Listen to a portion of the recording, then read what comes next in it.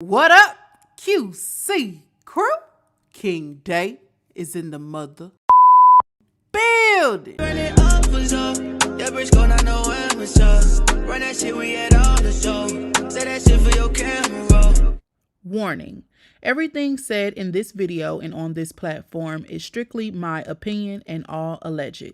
Here, we speak about hot topics on YouTube and other social media platforms for entertainment and conversational purposes only. Viewer discretion is advised. What it do? It is your homie King Day here in King's Corner, and I am back with another reaction video for you. Now look, the other day I got a DM from Cam, and Cam was in my inbox saying, yo, have you heard about this story? This girl is going viral. It's one of them, who did I marry? Why did I stay? Crazy situations that you know we cover over here in King's Corner. So I said, look, let me go check it out. I ran over to her TikTok. She wasn't quite done with the series, but it looks like she wrapped it up about a day or so ago. So we're gonna go ahead and get straight into it. I really don't know what it's about. I didn't even take a sneak peek. I said, look, the people like this stuff, the girl going viral for it. Let's see what she talking about. Now, really quick, again, disclaimer, just in case you're new here,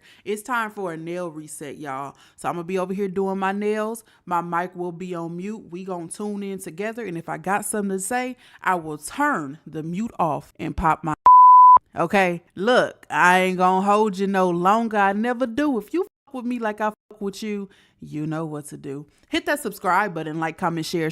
We're gonna get straight into this video. Let's get it. Let go. Okay, bitch, so this is part one of how I found out that my baby daddy, who I got 4 kids with and been with since I was 15 years old, done took advantage of a mentally ill person and had a fucking baby, dog. The baby 4 months, and I knew nothing about this. Okay, so to give y'all a little backstory so that y'all up to speed, Mentally I'm from Florida, ill? and I pretty much walk so Krishan and Blueface could run. Now, when I say walk so they could run, baby, E. Kane and Chris ain't seen.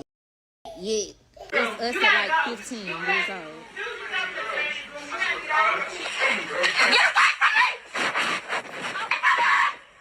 Now, the woman you heard in the background, that's his mama. He did this shit in front of his mama and thousands of people on live. Girl, so I had ended up meeting this man when I was like 15. Instantly fell in love with him.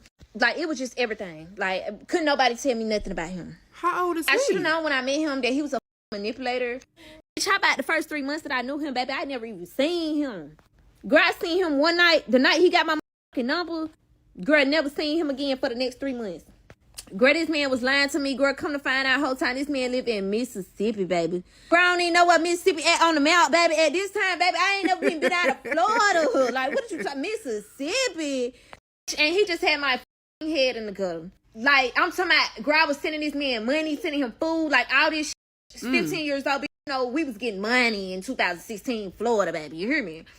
So, boom, after so long of me telling him, like, I'm not with it, like, you keep telling me tomorrow you coming, baby, I still ain't seen you, like, I'm done, like, I don't even want to talk to you no more. So a week and a half later, he ended up coming. So when I tell you I was on lockdown, when I had the first opportunity to get out that motherfucker, I ran. Girl, I'm thinking I'm finna go to his house. He lying to me like we finna go to his house. Girl, whole time, this boy homeless. Him and his mama homeless, girl. Girl, when I tell you the first night I slept at a motherfucking pool, girl, we slept at the hotel pool, at Hilton Pool, girl. This shit was all over the place, baby. What? I'm talking about rolled and died. Like, this shit was on the floor. Do you hear me? Like, I don't know what had me so attached to this man, but I just kind of, I don't know. It's something about him that just had me so crazy about him. So, yeah, we slept at the pool the first night. I don't even care. I rolled for my nigga. but like, on some serious, like, I've literally spent 6 months of the rest of my life homeless. Never been homeless before, but I spent 6 months of my life homeless. I had ended up getting him a car. And I had ended up finding out I was pregnant. So at this time, I'm pregnant with our first baby, which is Dream. Like, it started to instantly change. Like, the man started beating me the fuck up. I ain't never been beat up before. I don't even know what to do. At 15, baby, I don't even know what to do. He instantly just started turning into a crazy person, like a complete asshole crazy person.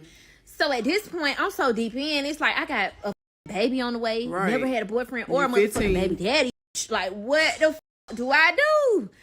Now, mind you, at this point in my life, Now, this is one of those special cases where I can't even get on her head. You know what I'm saying? Because at 15, boys having you gone all up in your head, having you think one thing, having you doing a whole nother thing, having you think you grown, you know, just got you feeling and smelling yourself. You know, so at 15, I wish, you know, she would have been able to get out of that situation and know, like, this is wrong, this is not love, you know, whatever. And she hasn't really given us a backstory to really let us know her background, where she come from, if she grew up seeing this behavior or what. But this is just, I would like to say, one of those special cases where I'm not gonna go in too much, because at 15, didn't nobody know what the hell they was doing. At 15, you're a child, you know. Now these 30-year-olds that get red flag after red flag after red flag after red flag, and then wait till you have 80 million babies to leave them. We need to talk. Let's get back to it.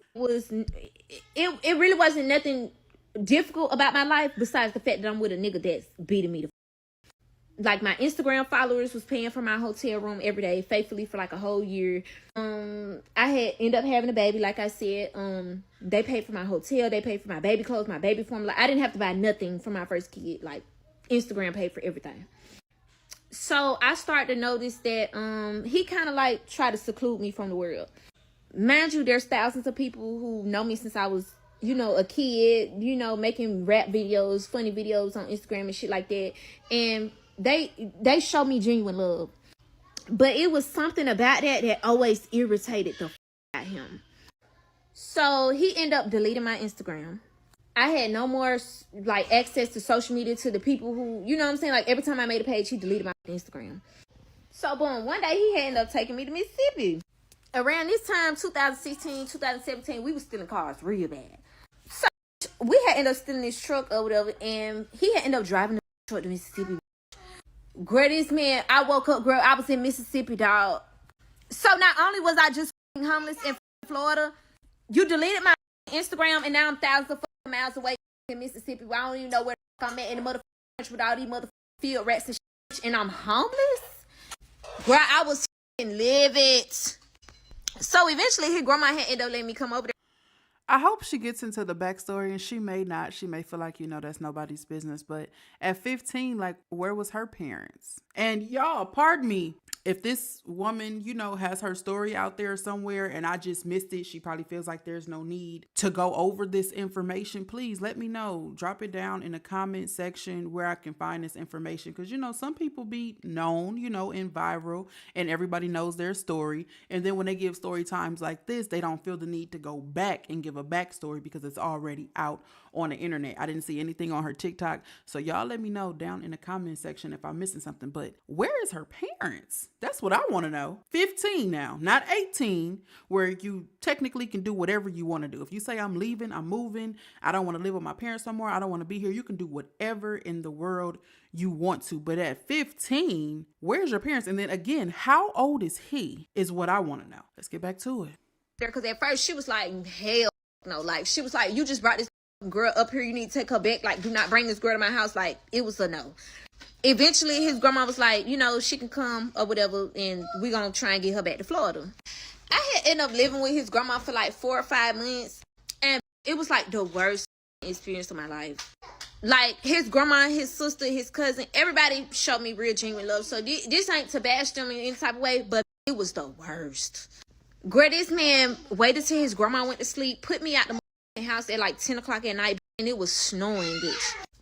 I never even been in the it don't even snow in Florida. Like, girl, it was 1256 negative degrees outside, bitch, and I don't even know what number that is, you hear me?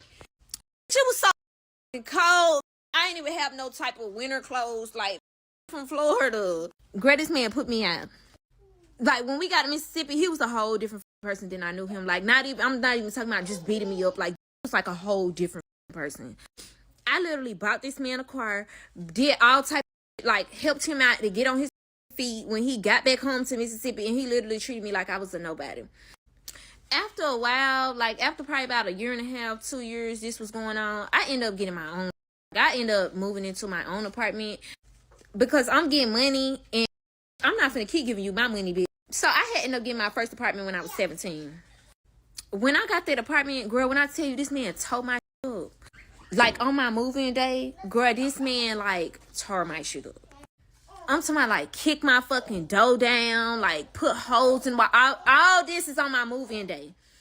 Girl, when I tell you I was so fucking tired of this nigga, dog. But it's like something, I don't know what he was telling me or doing, or something just had me so attached to him. So now, at this time, he ended up leaving his grandma's house, coming to live with me. Now, man, when we living together, bitch, like, it was just so fucking toxic. It was weird. He always want to go through my phone. Like, I'm not on it. So, bitch, I'm like, let me go through your phone. Bitch, how about I done went through his phone, bitch, and one thing about it, bitch, I'm an investigator, bitch. I deserve a motherfucking supervisor, bitch. I deserve a motherfucking pink flashlight and a motherfucking badge. You hear me? Bitch, I went through his phone, bitch, and come to find out he done had a fucking baby with his cousin, girl. Man, I'm like, cousin? Like, bitch, I didn't even know that was his cousin. All I seen was your baby hungry and this and that and that. Y'all know how people like to joke about the southern states sleeping with their family. I thought it was just that. A fucking joke. He had a baby with his cousin? Did he know it was his cousin? Did he just not care that it was his cousin? What the fuck? It would about your baby. Girl, I put this shit on the floor and for his family, like, who, like, come on now, like, all this shit going on. This boy got a whole fucking baby and I didn't know nothing about this. They like, girl, this man do not got a baby with her. That's his cousin. That is his real cousin. Woo. Bitch, come to find out it's his baby. And they cousins. Girl, when I'm talking about, girl, sent me through the fucking roof, dog. Y'all gotta come back for part 2. Okay, bitch, so this part 2. I found out that my baby daddy that I got 4 kids with, been with since I was 15. Girl done manipulated a mentally ill person and had a baby, dog. So now we living together. I done found out he had a baby with his cousin. Girl, this shit is on the floor. But y'all ain't seen nothing, baby. Just sit tight, baby, because this ain't nothing. So now it's like we fighting every day. It's real fucking bad. Like, the leasing lady live up under me. What make it so fucking worse about this whole situation is the fucking leasing lady lived up under me. So it ain't even like people are calling, like neighbors are calling. This woman can hear all this shit going on. She's coming up there every night. Like, Destiny, this is ridiculous. But she was like a really understanding person. She, you know, she was a sweet lady and she was really trying to work with me. So as I said, we was getting in a whole lot of trouble when we was in Florida, like stealing cars, doing all type of shit. I had ended up catching a robbery case with him. Mind you, I knew nothing about this robbery. It just ended up coming to the table like, yeah, baby. I was just like, okay. So apparently, according to the victim, Greg robbed them and I was on the passenger side asleep. I ended up catching a charge. How? And I was asleep. I don't know, but I caught a charge. So I ended up getting put on probation. He also had his shit going on. He had a whole bunch of charges and stuff, so he was still going to trial. Now, when they placed me on probation, they had rules that I couldn't be around Greg. I couldn't talk to Greg. Like, they was basically trying to separate us. Now, like I said, we well known in Florida, so the prosecutors, the judge, all these people was seeing us fighting on Instagram. They was really trying to help the situation, like, to separate us, but for some reason, we just kept on coming back to each other. So now, him knowing that I'm on probation, I'm not even supposed to leave the state of Florida. They told me if I leave Florida and go to Mississippi, I'm going to be in trouble. This boy got mad because I put him out. Then called my probation officer, told her that I moved to Mississippi, that I'm stalking him and harassing him and chased him to Mississippi. Grady folks done put a warrant out on me. Not only did you just beat my ass, but you mad and done called the folks on me and you tore up my house. Boy, this is crazy, dog. So now, like, at this point, it's all bad. I don't know if I missed it or not, but is the house in Florida or Mississippi? Y'all let me know. Let me know in the comments. My probation officer was pretty cool. She talked to her supervisor. They like, Destiny, just come turn yourself in and, you know what I'm saying, just get it over with. So I'm like, okay, I'm finna catch a flight to Florida. You finna have to go stay with your grandma. Now, at this point, he like manipulating me. He like, bro, we grown. This our house. And you telling me I gotta leave because you leaving? Like, what the fuck? Like, I just want to be a family. I'm trying to do right. I got to go to work. I got to be up in the morning for work. I need, you know what I'm saying? I'm trying to sleep comfortable, whatever. So I'm like, okay, you can stay here at the house while I'm gone. Girl, I filled the house up with groceries. So he didn't even have to go grocery shopping. He didn't have to buy no extra food or nothing. Like, all he had to do was go to work, come home. Like, that was it. So I ended up catching me a flight to Florida. Now, the day I leave, the leasing lady calls me that night. Destiny, it's too much noise up there. You hear me knocking at your door. Because like I said, she lived up under me. She'll come knock on the door if we being too loud or fighting or whatever. And she's like, Destiny, this is ridiculous. Like, you're not answering your door. What is going on up there? And she texts me at like 1-something in the morning. So I'm like, noise. Like, what the fuck? I'm telling her I'm in Florida. So I'm asking her to knock on the door to like see what's going on up there because I'm in Florida. So she telling me nobody answering the door. I'm calling him, texting him. I'm like, who is at my house? Like, what are you doing? Like, you know what I'm saying? You supposed to be going to work, coming home. Like, what's going on? Girl, this man did not text me back till the next day. Mind you, I'm in Florida. I can't even do nothing. So now when he calls me the next day, he tells me that, oh, he was just asleep for work and his uncle was the only person over there. Mind you, my house had a game room. I had a game, big flat screen TV, all that. So I'm thinking, okay, maybe they was playing a game or had the music loud or something. That's the noise she's talking about. Girl, I came home a week later. Didn't even tell him that I was coming home, what day I was coming home. Girl, I walked in the fucking house. There was condoms on the kitchen counter. Condoms in the bathroom. Condoms in the toilet. Condoms on the floor. When I tell you it took everything in me not to go to jail, baby, I'm like, what the fuck? Like, what the fuck? Like, what the fuck? So now I'm overly fucking pissed. Like, I'm like, bro, like, this is fucking OD ridiculous, dog. This is how that situation ended up turning out. This is a FaceTime call with my mom. My mom keeps receipts of everything. She ended up screenshotting the FaceTime. So we got some type of, you know what I'm saying? Some type of black and white. So he ended up breaking my nose. And I never got to go to the hospital or anything. Because he was saying, I'm going to call the police on him. I'm going to tell them what he did to me. Woo, woo, woo. So now around this time, he didn't want me to contact his sister. He didn't want me to contact his grandma or nobody. He literally broke my phone. Like, I couldn't contact nobody. Now around this time, me and his sister was real tight. Like, I did not play by her. Still ain't gonna play by her, but we be having our differences. So me and his sister was real tight. She helped me with my kids, all that. Like, if it's anybody I'm gonna call his sister. So I had ended up trying to call his sister to tell on him, to, you know what I'm saying, so she could tell his grandma or something, so something can be done. He had ended up kidnapping me, bitch. Took me to a motherfucking field somewhere so fucking far away. Beat the shit out of me because I tried to tell his grandma on him. He told me I got 30 seconds to run and he finna start shooting. Now at this point, I was tired, baby. Like, I mean, I love my baby. I love my life, but at this point, I was tired. So I just let him fight me. Like, I ain't even run. Like, and it pissed him off because I didn't even run. Like, baby, I was just fucking tired. Like, take me now. So he had ended up beating the shit out of me or whatever, and I had ended up getting a hold of the phone. I had ended up calling 911 and putting the phone down so they could just hear the conversation. He noticed that I had the phone and he took it. Like, so it was like so fucking over with. So now at this point, the police are trying to locate me. They done called my mom in Florida to get the, you know what I'm saying? Like, to just, they trying to locate me. They had every fucking street blocked off. Like, every interstate blocked off. Every street blocked off. Like, and he went and parked on like a construction site. We seeing the police, like, through the bushes set up roadblocks and shit. But, like, it's real fucking bad at this time. Mind you, all of this is because he got caught. I don't understand it, baby. So eventually, I mean, he knew he couldn't run for long. So he ended up somehow getting past the police, ended up going to his grandma's house. Now, when we get to his grandma's house, the police instantly pulls back his grandma's house. Before they can get to the car, he telling me, you better not say nothing, this and that, woo woo. So I was kind of scared, I ain't gonna lie. When the police asked me, did he kidnap me and all this stuff, I just said, no, I'm okay. You know what I'm saying? Like, it's fine. Now, the police knew someone right, but they really couldn't go against what I was saying because I said I was okay. So they just kind of, they didn't brush it off, but they let it go. Now, y'all ain't gonna believe this shit. You come back for part 3, baby, so I could tell you who he was fucking in the house. Okay, so this His part cousin. 2. We already know, sis. His other cousin on his other side. That's nasty. That is nasty. This is part 3 of how I found out that my baby daddy, who I got 4 kids with, been with since I was 15 years old. Girl, I manipulated a mentally ill person and had a baby child. So if you riding the wave, you hear me? We done already found out that he had a baby with his cousin. He done fucked somebody in the house when I went to Florida. Girl. So boom, we done had a long day. I done got kidnapped, all type of shit, baby. So we get back home. He decides he's going to sleep in the game room tonight. Mind you, that's very unusual in him. So I know it's some weird shit going on.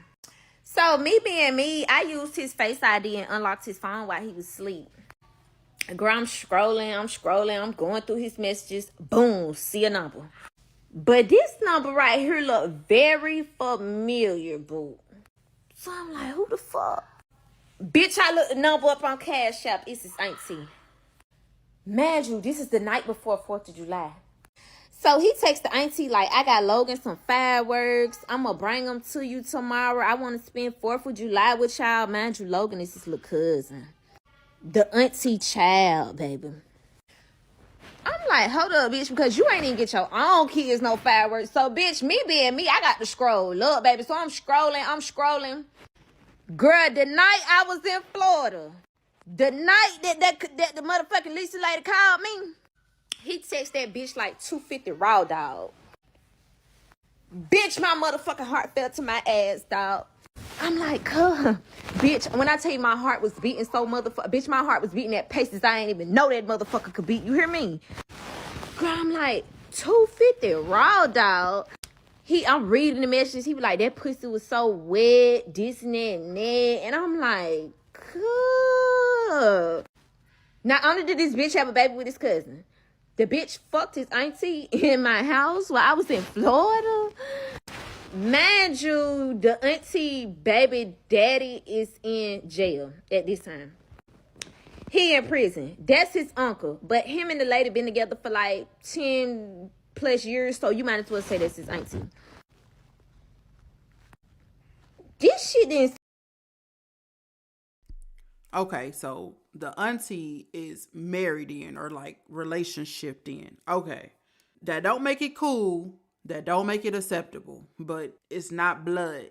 You know what I'm saying? It's not, whew. I'm relieved that it's not blood, because if it was, that is just, oh my gosh. It sit right with me, baby. But something in me already knew that they was fucking. Now, let me take y'all back to Florida when I first met him, right? When I first met him, he kept showing me a baby on FaceTime. Come to find out, the baby was Logan. He kept saying that was his baby and woo-woo-woo, but he kept telling me he was playing. He was asking me, like, what would you do? What would you say if I had a baby? So I'm like, what the fuck? But he kept telling me he was playing. Now, mind you, every time that I spoke to this boy in Florida, mind you, we stayed on FaceTime all day. FaceTime to eat, FaceTime to shower, FaceTime to go to sleep. Like, we never hung up the phone. This man was always with the auntie. And I never thought about it like that, but I kind of like started like, what? Like, this your uncle, baby mama, why you always with this girl? So when I first ever came to Mississippi, right, the first person we pulled up on was her. Now, we at a park. We meet her at a park. She was out there at the park with her baby. We end up getting in the car with her so they can smoke a blunt. Man, she kept saying what's up to me, and I was just looking at this bitch like, I don't know. I'm not a friendly person, but I'm a down-to-earth person. Like, I speak to everybody if I'm spoken to. But this bitch right here, I just couldn't speak to this whole dog. Like, something about this bitch. I just did not like this bitch, dog. Like, I don't know what the fuck it was, but I did not like this hoe. Mind you, after I seen these messages and I approached him, he claimed she only sucked his dick. Man, true, I find it hard to believe, like, because, bitch, I ain't sucking no dick and I ain't getting no pipe. Trust and believe that. So the whole shit just didn't seem right to me. First, he lied, like, that wasn't her. Then he lied, like, oh, she only gave him head. Then it was just, like, all over the place. I was so fucking pissed off. Like, I was finna go to jail. So I called the auntie. I'm like, bitch, you're OD fucking nasty. Like, this is fucking weird. Like, I called the uncle that's in jail, bitch. I'm calling everybody because at this point, I don't even know what to do. Like, what the fuck is this, dog? How you call the uncle that's in jail? Somebody hit me on game now. I don't got no family members in jail that I know of. But how that work? I mean, I know people sneak phones and stuff, but they're able to, like, answer a phone call. Like, I know people be texting and stuff, but how you call somebody in jail? Let me know in the comment section. The girl telling me like, oh, he lying, I never did nothing with him. So after telling me he lying, this and that and that, a couple days later, bitch, she drops him off at my house. I'm like, why are you with this hoe, homie? He like, oh, I needed a ride from work, and I seen her at the gas station, and she gave me a ride. And I'm like, what? So I called the bitch, because at this point, I'm fucking teed up. I'm like, listen, bitch, you come back around my shit, ho, I'ma beat the fuck out. Like, it ain't even gonna be no understanding, homie. Like, I'm like, just stay away from my shit, dog. So here she go, mad, ranting. Bitch, that's why I was in your house while you was gone. You got the picture above the dining room table. You got the TV in the dining room. I'm like, oh. So now she lying to her baby daddy, which is his uncle in prison, talking about she ain't never fucked him. Like, girl, it's all over the fucking place. Like, everybody claim I'm delusional. The family claim I'm delusional. I'm a liar. Girl, it's like all over the place. Now, this where shit, like, start to heat up, baby. You got to come back for part 4. Girl, you might as well go and brew you a coffee, baby, because it's 5 in the morning, and I'm not done yet. This is part 4 of how I found out that my baby daddy, who I got 4 kids with, been with since I was 15 years old, girl, done took advantage of a mentally ill person and had a baby child. So, as y'all know, I ended up finding out about the auntie or whatever. We got past it. A few weeks come. Everything all cool and shit, right? So one day I'm going to Walmart, and the bitch pops out the bushes. The auntie pops out the motherfucking bushes with a big ass motherfucking can of mace, bitch, and maced me and my baby girl. I'm talking about like my baby couldn't breathe, dog. My baby was damn near on the floor. I couldn't even fight the bitch. Like, I was so worried about my baby girl. My baby was breathing hard as fuck. At the time, my baby was like 10, 11 months. Like, girl, like this shit, girl. Come to find out, Greg was the driver. Greg brought her over there. Greg showed her where to hide in the bushes so she could see me when I come out the house. Bro, it's just crazy, dog. So that happens. I tell him he can't come back to my house. Like, it's over with. I'm done. I did end up pressing charges on the bitch because she maced my baby. Like, she was a weird asshole. But she ended up pressing charges on me for whatever reason. So a couple weeks had passed by. Her little scare ass, I had ended up going to Walmart. She worked in Walmart. I tried to catch that bitch at Walmart. Me and his sister was finna catch that hoe at Walmart. That bitch called the police, but her dumb ass went to jail. So weeks passed by. Now, mind y'all, I told y'all that the leasing lady lived downstairs, right? The leasing lady has a daughter. So one day, Greg wants to match with the leasing lady daughter and the cousin. I don't smoke weed, so I wasn't invited. But at the time, I didn't smoke weed. I do now, but at the time, I didn't. So I wasn't invited, baby. And I'm not no insecure bitch. Like, I feel like if I'm with you, I trust you. Like, you know what I'm saying? I really can't trust this bitch. But I'm not insecure. So, I had let him go. Like, match with the girl or whatever. He leave at like 2 o'clock, 3 o'clock come, 4 o'clock come, 5 o'clock come, 6 o'clock come, 7, 10, 12, 1 in the morning. Bitch, he still ain't there. Girl, these motherfuckers pull up at 3 o'clock in the morning and they parked at the back of the apartment complex. Mind you, I'm looking at the car. I'm like, this car look just like this girl car food. But they parked at the back of the apartment complex. So I'm like, maybe there's somebody getting out their car. You know what I'm saying? Somebody who live back there. Girl, whole time it was them. So I'm staring at the car for a little minute because I'm really about to walk up and act ass. But I didn't want to, like, do that and it be the wrong person. You know what I'm saying? So, bitch, like, I'm looking out the window. Here he come walking from the car. Girl, when I tell you, toe his ass up. Girl, I beat the shit out that motherfucker from the back door to the front door to the side door to the motherfucking window, bitch, to the bathroom, to the motherfucking kitchen, bitch, all around that hoe. Whooped his ass. So I had ended up threatening, like, the lease lady and shit, threatening her daughter or whatever. I got put out. So now I have to find me another apartment. In the midst of me finding an apartment, I couldn't move in for 2 weeks. So I had to go stay at his grandma's house until I moved in. Mind you, I was supposed to stay there for 2 weeks, but I only stayed there for like 3 days because I just couldn't do it. So I had my own car, so I ended up driving to Florida. Now, mind you, the tongue is very powerful. Now, mind you, everybody always say, like, what you speak, that should have come true. You know what I'm saying? So I had ended up leaving him. He started telling me he hate me. He wish I died. He hope I wreck on the interstate. Woo. Girl, like 30 minutes after he sent me that text message, my fucking car flipped over on the interstate and damn near got hit by a big truck. with my baby in the car, and I was pregnant. Thankfully, my baby was unharmed. My arm had ended up getting hurt. My window was down, so my arm had ended up scraping down the interstate. And when it first happened, you could see like my bone out my arm. But thankfully, my baby had not nail scratch on her. I had ended up getting my baby out the car first. Like, I was screaming for help, like waving out, because my car was flipped over. So I was waving out, trying to get somebody to grab my baby. I wasn't too really worried about myself, but I had ended up getting my baby out first, and I had ended up being stuck. So, eventually they had got me out the car. This man didn't check on us. This man didn't catch a flight to Florida, to the hospital. Mind you, I'm pregnant and got a baby in the hospital because I was having pain with my pregnancy now. Didn't he fucking check on us? So to make a long story short, my mom drove 2 hours up the interstate in Florida to come get me from the hospital. My car went to a wreck yard, and Enterprise ended up giving me a rental car.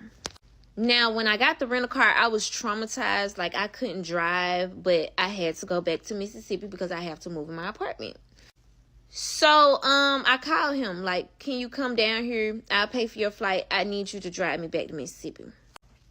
So, he comes and gets me. I end up getting back to Mississippi. When I get back, he ends up taking my rental car. Mind you, I don't know where he is. I can't track the car. I don't know where he is, but he took my rental car. He comes back with my rental car wrecked at the front. He claims some man did it to the car. Come to find out, he was arguing with some bitch, and she hit the car and did all type of shit, and yeah. So now I had to figure out how I'm gonna return the rental car, fucking damaged, don't know what to do. Like, it was all over the fucking place. So I end up extending the rental car to figure something out with the return situation. Mind you, I didn't plan on keeping the rental car for long. They were supposed to give me the rental car for I don't know how long, but I only kept it for like a week and a half because I already had money to get a new car. So I go with his sister to Hyundai, and I get the Hyundai Kona. That's like when it first came out. I had the first one in Mississippi, brand new off the truck. So I get the Hyundai Kona. The first night I got my fucking truck, this bitch stole my truck. The good thing is I can track my fucking truck. The bitch was so far in the motherfucking country that It's so much going on. And now that I hear her talk about, like her mom drove up the, interstate or whatever to see about her at the hospital and all that stuff. It's just like, and I know once you get to a certain age, and like I said, her situation, she started dealing with him when she was 15, so it's probably a little bit harder. But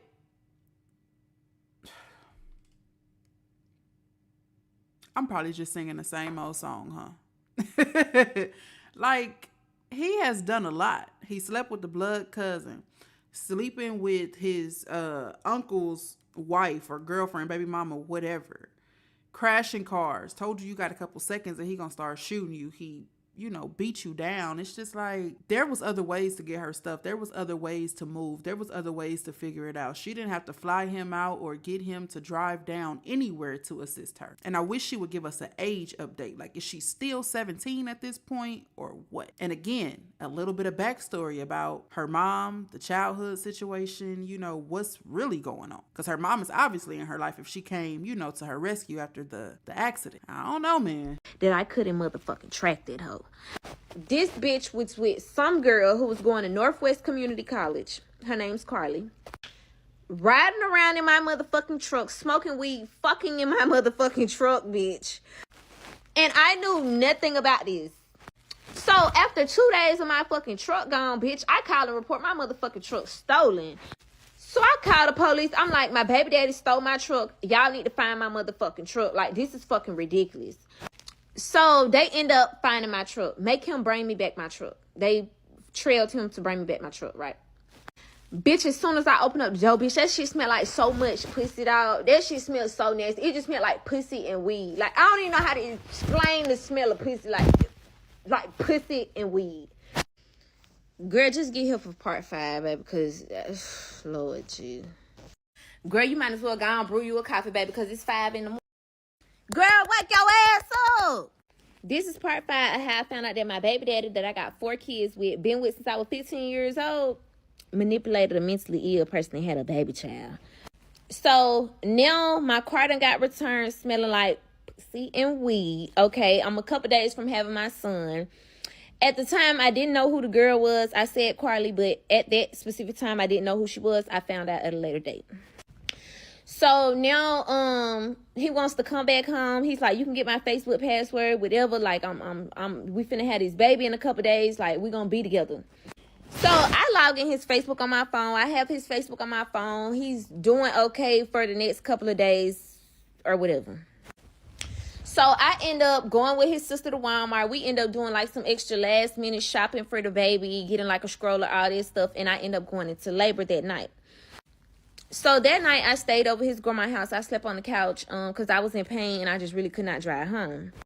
So the morning comes and grandma wakes me up and says, you know, you okay because you've been crying all night in your sleep. So I'm telling her, like, I got to pee real bad. So I just went pee, but like 5 minutes later, I got to pee again.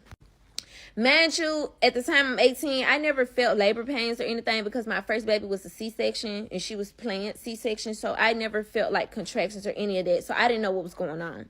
So the grandma is telling Greg, like, you need to take her to the hospital because she in labor. Girl, this man sat up there and said, I got work. I got to go to work. Go to work? Girl, so I had ended up going to the hospital with Greg and his sister had rode with me. Now, like I said, me and his sister is tight as fuck. Like, I don't care what nobody say, how mad she get at me, she gonna help me with them kids. So we end up getting to the hospital. I end up having the baby. Greg was in the delivery room when I had the baby. Tell me why we didn't see Greg none. No more. His sister, which is Markaylee, stayed at the hospital with me the whole time. This man was nowhere to be found, fool. Like, she is blowing up his phone like, boy, this your baby. This not my baby. I'm here at the hospital with your baby. Like, where the fuck you at? Girl, come to find out, the nigga was with the bitch. He was with Carly. Now, how I end up finding this out, right? So I have his Facebook logged in my phone. I made a post on Facebook about me having my baby or whatever. And she kept blowing up his messenger. But her messages were not in the regular inbox. It was like in the archive. And it don't have no messages of her or him texting her back. So I go look on her page. I'm like, who are this bitch blowing him up? Like, and she not even like saying nothing like to throw hints that they talk or nothing. She just steady keep calling. So, girl, I look on her page. I'm looking, bitch. I see she go to Northwest. She in the nursing program and she drive a white Audi. So now I didn't pay no mind to it, but I synced the shit or whatever, right?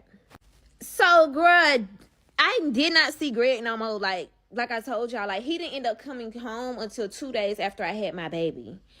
Okay, so when he finally come home, he started sleeping with his phone in his car. Like, every night, this man was sleeping with his phone in his car. Like, after 2 days, I'm like, bitch, I need to go out to this car and see what the fuck is in this phone. So I go in his pocket, I get his keys, I go out to.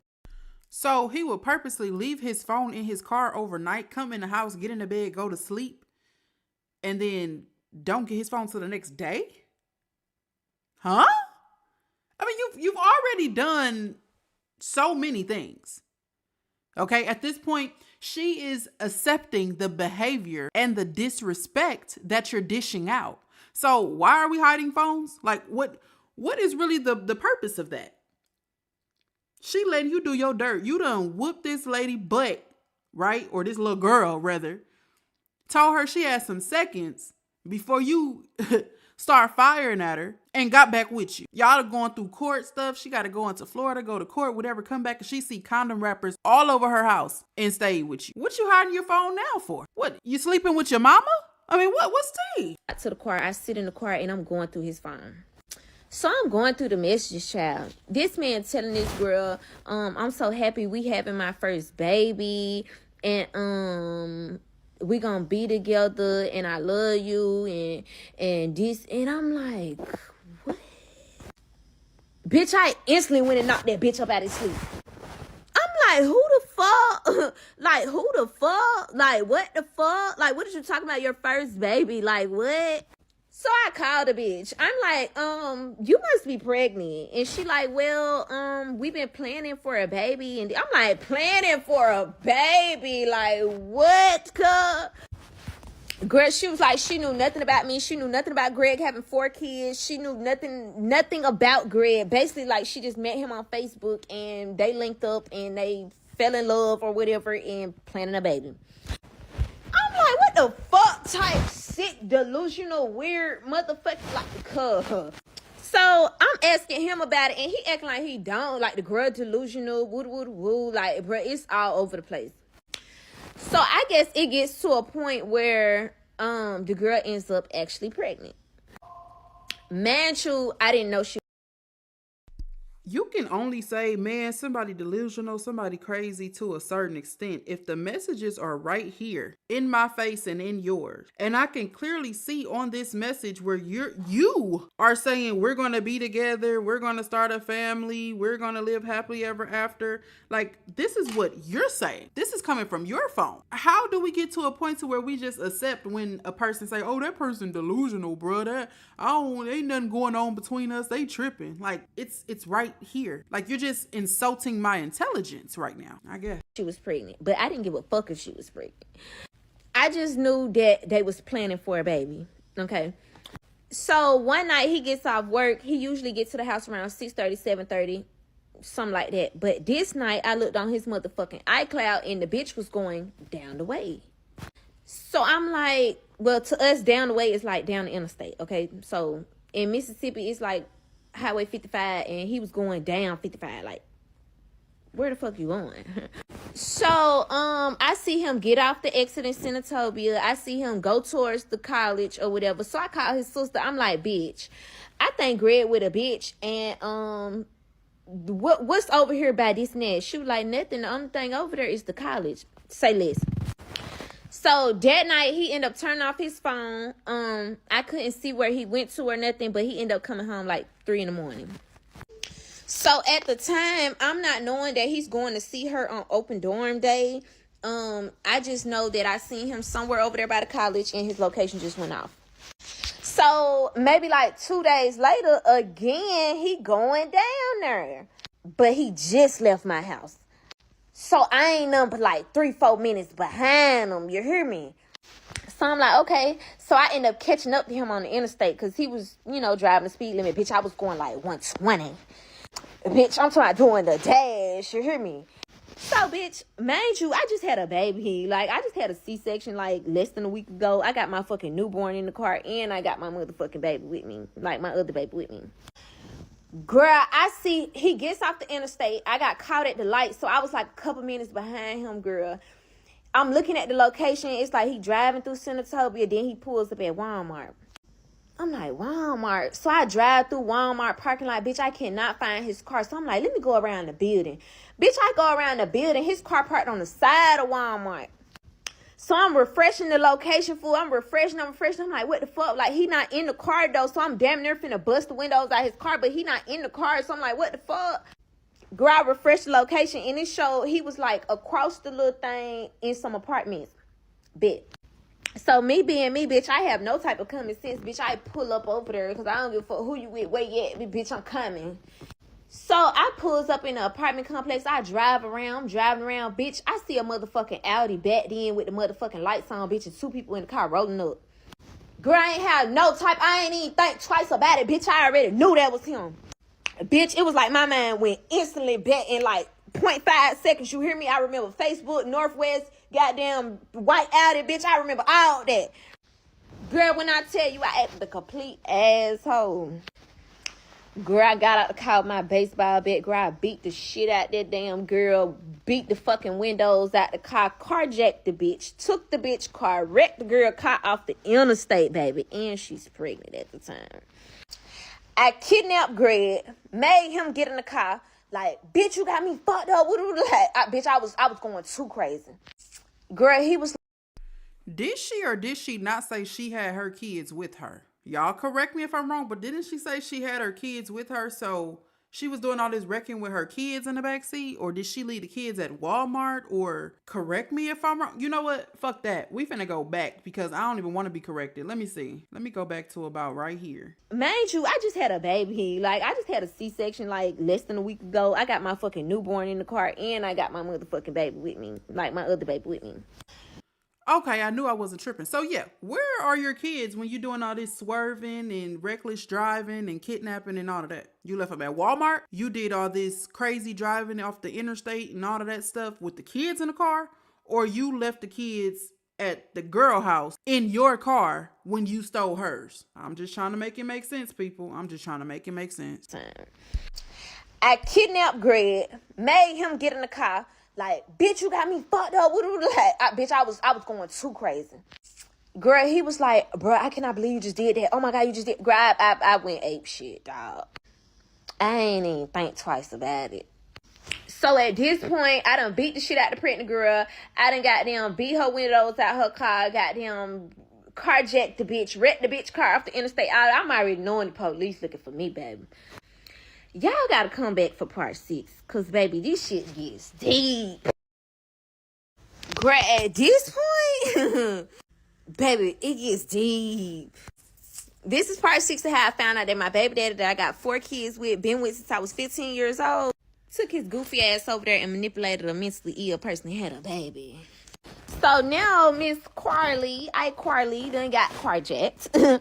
Okay, now I know the police looking for me. So the first thing I did was call my mama. I'm like, Mom, I'm finna go to jail. I'm finna come back to Florida because I'm finna go to jail. She like, what did you do? I'm like, I might have carjacked somebody and, you know. So now the police is looking for me, but they can't find me because I don't have a Mississippi ID. I am from Florida, and she don't know I'm from Florida. And all the thing she told them was she know my name is Destiny. So they don't know who the fuck this. It's a lot of Destiny. So here's where I get fucked up at. So the bitch start playing on my phone with her homegirls talking my baby daddy this and my baby daddy coming to see me today and woo. And I'm like, bitch, don't touch my gangster hoe. So I went up to Northwest. She told me he was coming, so I was coming too. I went to Northwest. I paid somebody $50 to let me in the building. And I caught that bitch. He was leaving open dorm, and I caught their ass. Bitch, I chased that hoe up like 5 flights of stairs. Bitch, I caught that whole hair in the door. That bitch hair slammed in the door, girl. Like, girl, when I tell you that bitch was so scared.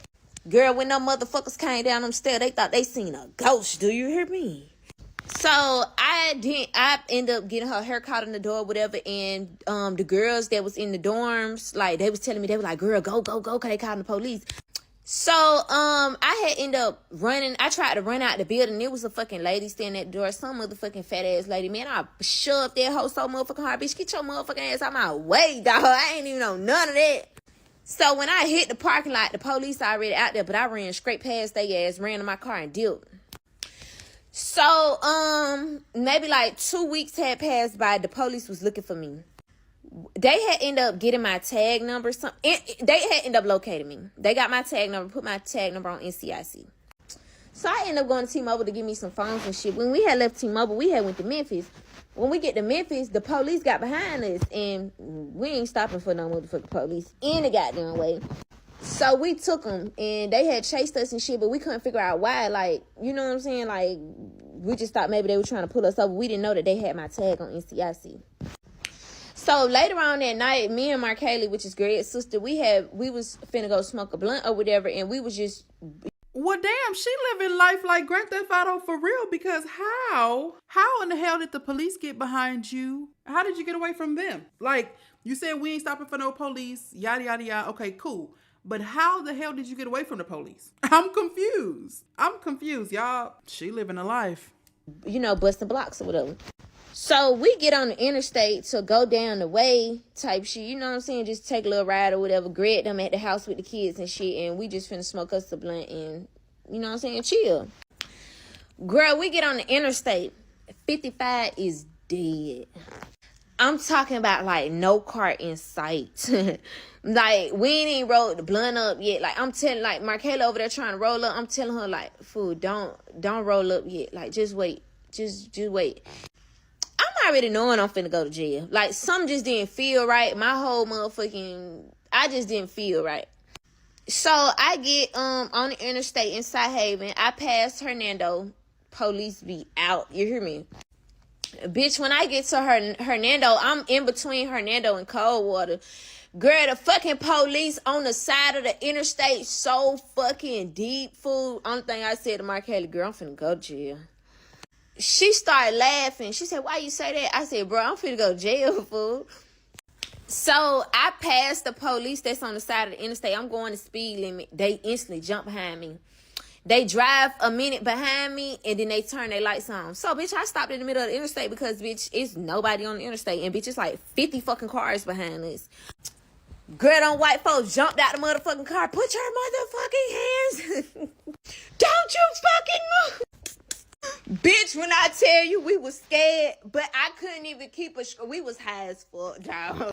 Like, we was already high. Markayla over there rolling. I'm talking about, like, bawling her eyes out, crying, fool. Like, bro, we couldn't even take the whole situation serious, dog. So I get out the car, bro. I get out with my hands up. They, like, turn around, walk backwards. I'm like, damn, what I do? They, like, they thought my car was the car that I had carjacked.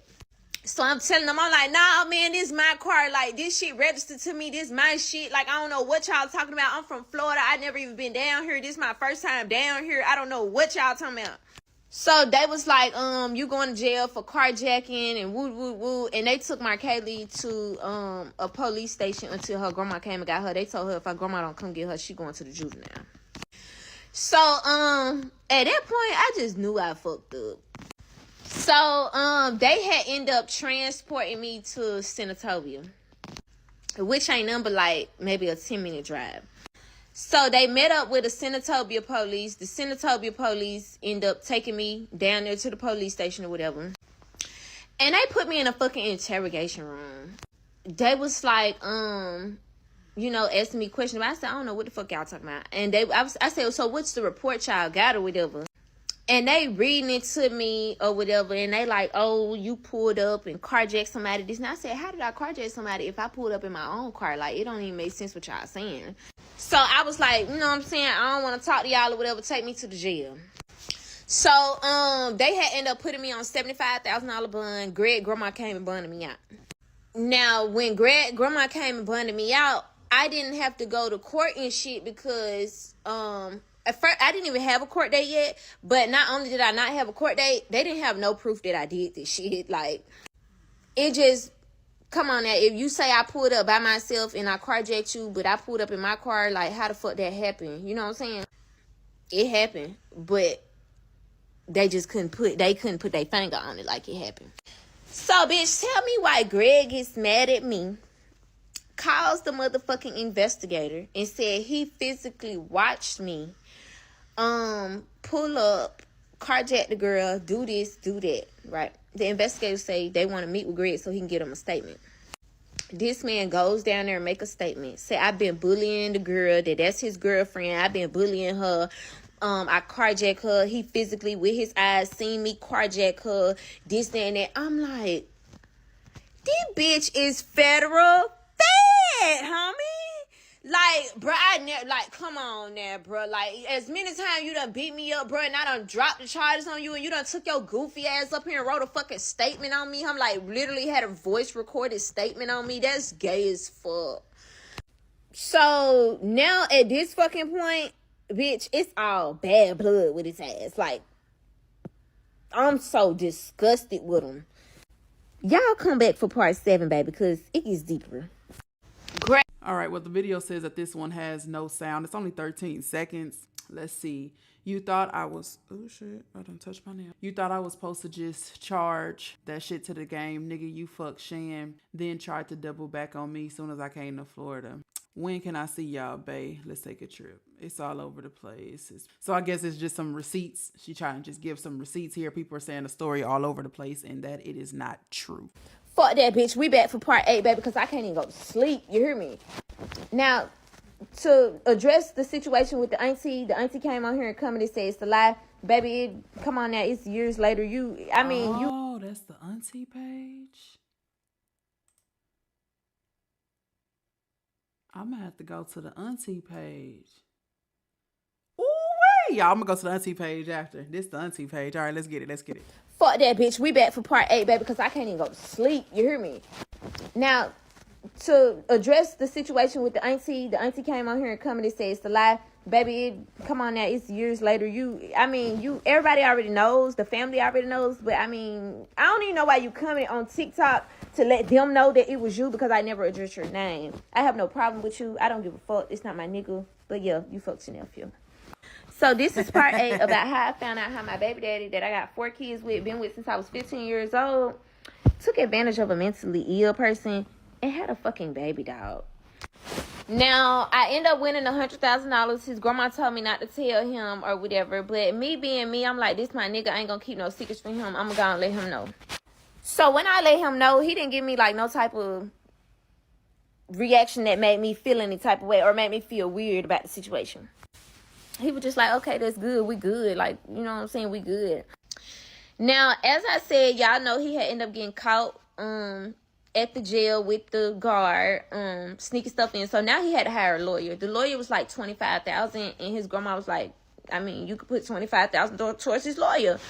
So that was my plan. I was gonna put $25,000 towards his lawyer. I already had me a car, so I was gonna just get him a little car so he could get back on his feet when he get out of jail. Cause I'm like, the whole time he was in jail, he was basically telling me like, he gonna do this, he gonna do that, he gonna do right, woo woo woo. Now, at this time, I had a real bad fucking gambling problem. Like, I wanted to be at the casino 24/7. Like, I wasn't even spending time with my kids. Like, my kids was always at the grandma's house. Like, I had a real fucking bad gambling problem. So, we had ended up going to the casino one night. Mind you, my baby had rode with us because, he stays in the car. So when we go to the casino, he stays in the car and I go in and gamble, and you know what I'm saying, he just chill out in the car, go to sleep in the car, whatever. So mind you, he knew that I had money and he knew that I just won $100,000 at the casino, and it was just like weird as fuck.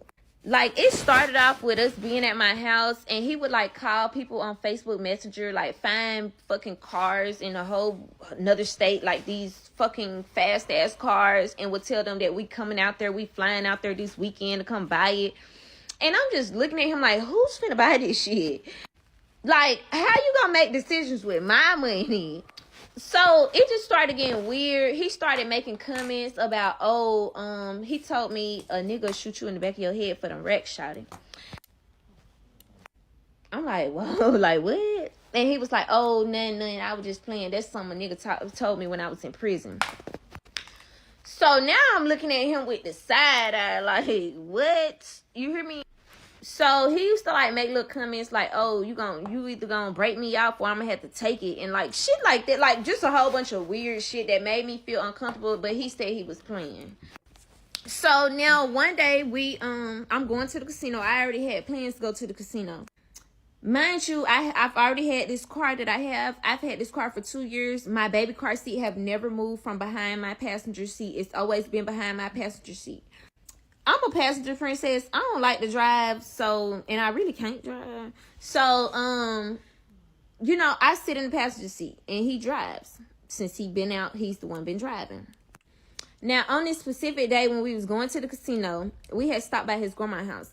He specifically wanted me to move the baby car seat from behind my seat. I'm like, but why though? Like, I'm literally arguing with him for like 10 minutes. So I'm like, why am I moving the baby car seat to behind your seat? Like, what's the point of this? Like, I'm not understanding. These baby car seats have never moved. Like, why can't she sit right here? Like, why do I need to move the baby car seat to behind you? And you push your fucking seat all the way back any fucking way. So how the fuck, like, that's going to work with the baby car seat? Like, I'm just not understanding it. So, long story short, I had ended up moving the baby car seat to behind his seat. Now, we pull off. He then thought about it. He was like, you know what? I'm finna see if my cousin want to ride with us. I'm not going to say his name because he don't have nothing to do with this. So he had ended up riding with us to the casino. Now, I go in the casino. I gamble for a little bit. Him, the cousin, and Sky, which is my third baby, are in the car. They just chilling. Like, you know what I'm saying? I call him. I'm like, I'm ready to go. Come get me from the front door. Now, when I get in the car, it's great. Like, you know what I'm saying? Like, it's no bad vibes or nothing. He got music playing. And, you know what I'm saying? We just chilling. So, we had ended up leaving Gold Strike or Horseshoe Casino. We end up leaving the casino. And when you leave out the casino, there's like this long road take you back to the main road. And then, you know, when you get on the main road, you can turn off like this little exit and it'll take you straight to 2-lane road exit. Or you can like keep going straight and it'll take you to Goodman Road. So he usually drives all the way straight to Goodman Road, like, and gets off on Goodman Road. But this day he got off on the 2-lane, like on the exit that takes you to 2-lane road. Which I ain't really see nothing wrong with it, but I mean, now that I think back on it, like, what the fuck? So when we get up, when we on the main road or whatever, we get off on the exit. Now, mind you, it's a car way ahead of us. Now, this road right here, it's really like a dead road. You can go as fast as you really want to on that road. And ain't no police on that road or nothing. Like, it's just a little highway. It's dead as fuck. So it's a car like way, way ahead of us, but the car driving slow as fuck. Like, the car not even going minimum speed. So I'm not paying attention to the car, but I did notice when I lifted my head up, he had drove so fucking fast up to the car. I was like, damn, Greg. Like, he had drove all the way up to the car and then he made a fucking dead stop. I'm like, the fuck? But I didn't think about it. I just thought like maybe he just playing in traffic or something. Girl, tell me why the fuck not even 2.5 milliseconds, bitch, that I put my head down, so many motherfucking bullets ran through my car. I'm talking about they shot the windows out my car. Like, my car was shot up. And guess what? Only my side. The driver's side didn't get hit none. Not one bullet on the driver's side. The back, the seat behind the driver's side. Just me and his cousin's seat. If his cousin wasn't leaning against that door, that man would have been dead. And to make matters worse, this man had a whole gun and didn't even shoot back. Girl, I was spazzing in that hoe the whole way to his grandma's house. And what make it even fucking worse, he's sitting up there asking me who it at. That's how I know he set me up. Girl, he's sitting up there asking me who it at, who it at, who it at. I'm like, bitch, I don't motherfucking know. Mind you, I've been had this car for 2 motherfucking years, bitch. My car have never been fucked with. My car have never been touched. Nobody don't even know I have this car. I don't even live in Mississippi, baby. I live way in fucking Collierville, bitch. What are you talking about? Girl, he literally tried to put the whole situation on me. Mind you, his side did not get hit none, like I said. Bitch, the only thing I was worried about my baby. My baby was asleep. I kept saying, check my baby, check my baby. This bitch, you didn't even shoot back and you had a gun, but you be acting like you the hardest motherfucker out here. I'm talking about, like, when he has road rage, he be pulling guns on people, like minimum road rage. But you want me to believe that somebody shot up my car and you didn't even shoot back? Y'all come back for part 9, because, baby, it gets fucking worse. I didn't even know we didn't have this on mute, because I would have been talking the whole time. Do y'all think that he really set her up with that baby in the car? Like, do y'all think that man, and what reason? Oh, the money. I was about to say, what reason does he even have to set her up? But he trying to get that money she won at that casino. He trying to get that $100,000. Not the same day money, some little previous money. Again, if you feel it in your heart that this man just tried to set you up, he really didn't even give a damn about your baby for real, because he would even put your baby in that situation. I understand he tried to switch the car seat and all of that type of stuff.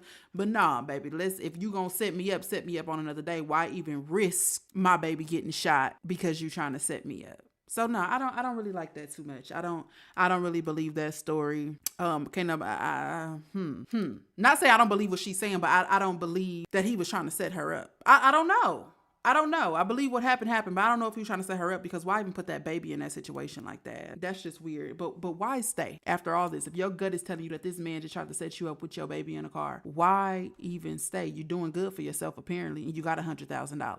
Well, what, like 75 now? Because she had to put 25 towards a lawyer or some shit. But I mean, you got some money, so why even stay? We back, round up the truth.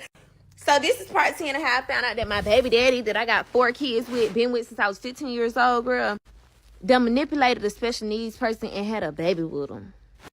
So I found out that he hunching the stepsister. Mind you, I was kind of mad at the sister because she knew. She got the girl Facebook password, so she knew. And she with the girl every day. She knew. But you was being in my face, but you know that your stepsister is hunching your brother, and it just like a whole lot of weird shit going on. But we gonna get to where she really made me mad at. So a couple days after whatever had happened, I had ended up letting him use my car. Now, Greg can't use my car. I told him he could use my car if he go to Kroger and get my stuff that's on my grocery list. I sent him with the money and the motherfucking list. Girl, he couldn't even do that much. Like 30, 45 minutes, an hour done passed by. I still ain't seen my groceries, baby. 2 hours done passed by. I still ain't seen my groceries, so I'm blowing up his phone. Where the fuck is my groceries? Because Kroger ain't number 1 minute down the road. Where is my groceries? Girl, he blocked me. He blocked me. He answered the phone one time and said, I'm on my way. And after that, he blocked me. So, girl, I'm like, mind you, I never come out the house. But this day, something just telling me, girl, go stand outside and wait for your car at the gate.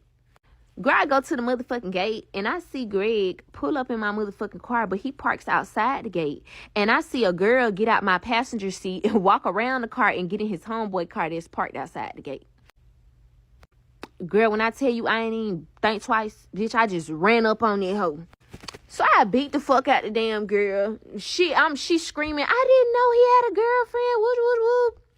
Mind you, I wasn't trying to hear none of that, baby. Like, I wasn't trying to hear none of that shit. Greg done drove off and left her. The homeboy drove off and left her. Now she just sitting in front of my house, bitch, and these folks done left her. I beat her ass for like 20 minutes, and then I held her hostage at my house.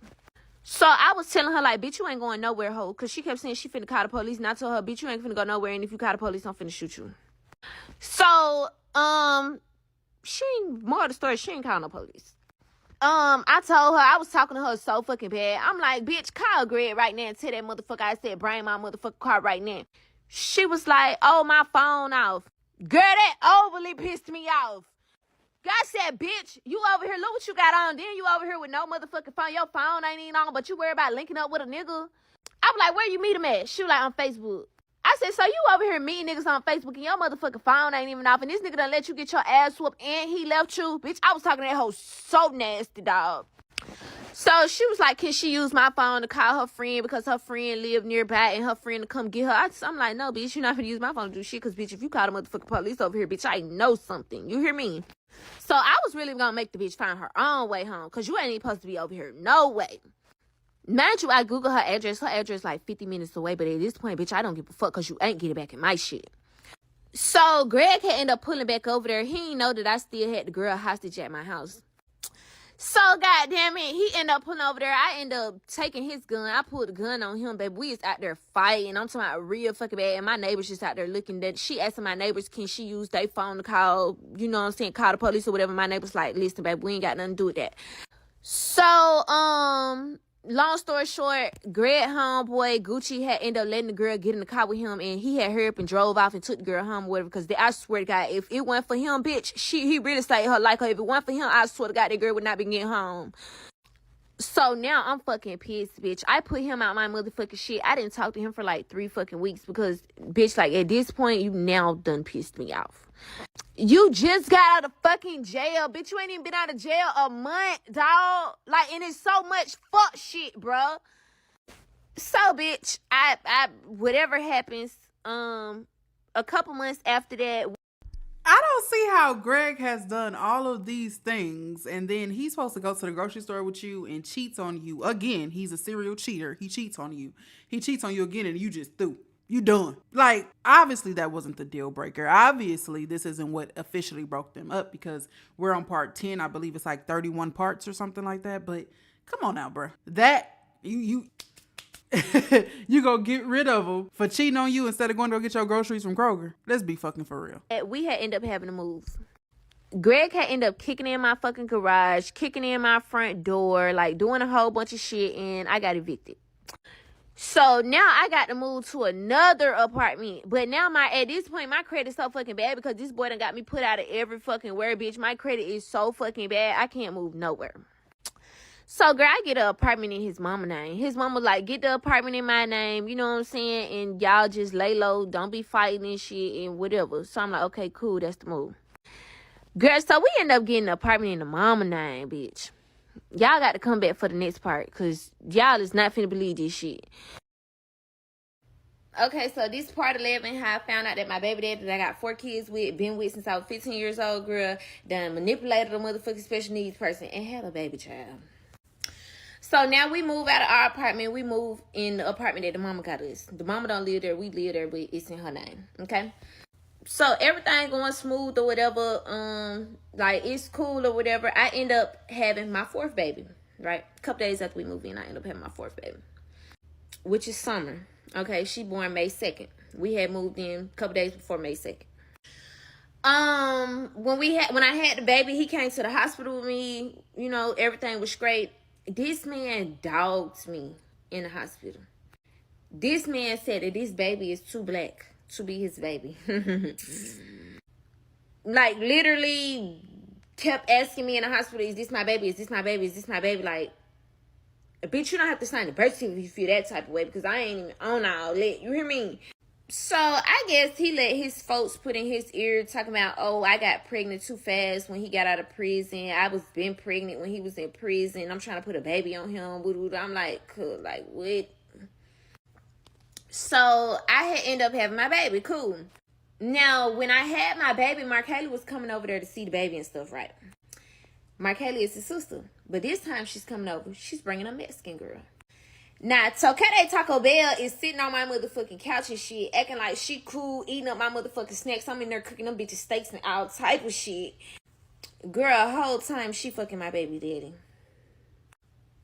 And the sister know that she fucking my baby daddy. And bringing this girl to my house.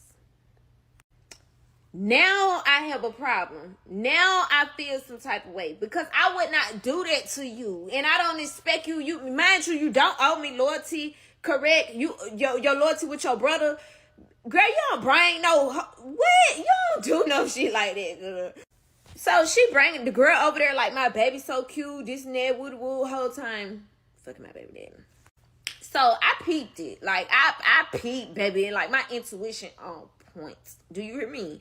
So, Mark Haley graduation and her prom ended up coming up. So they had like a little before the little graduation party thing at the grandma house or whatever, right?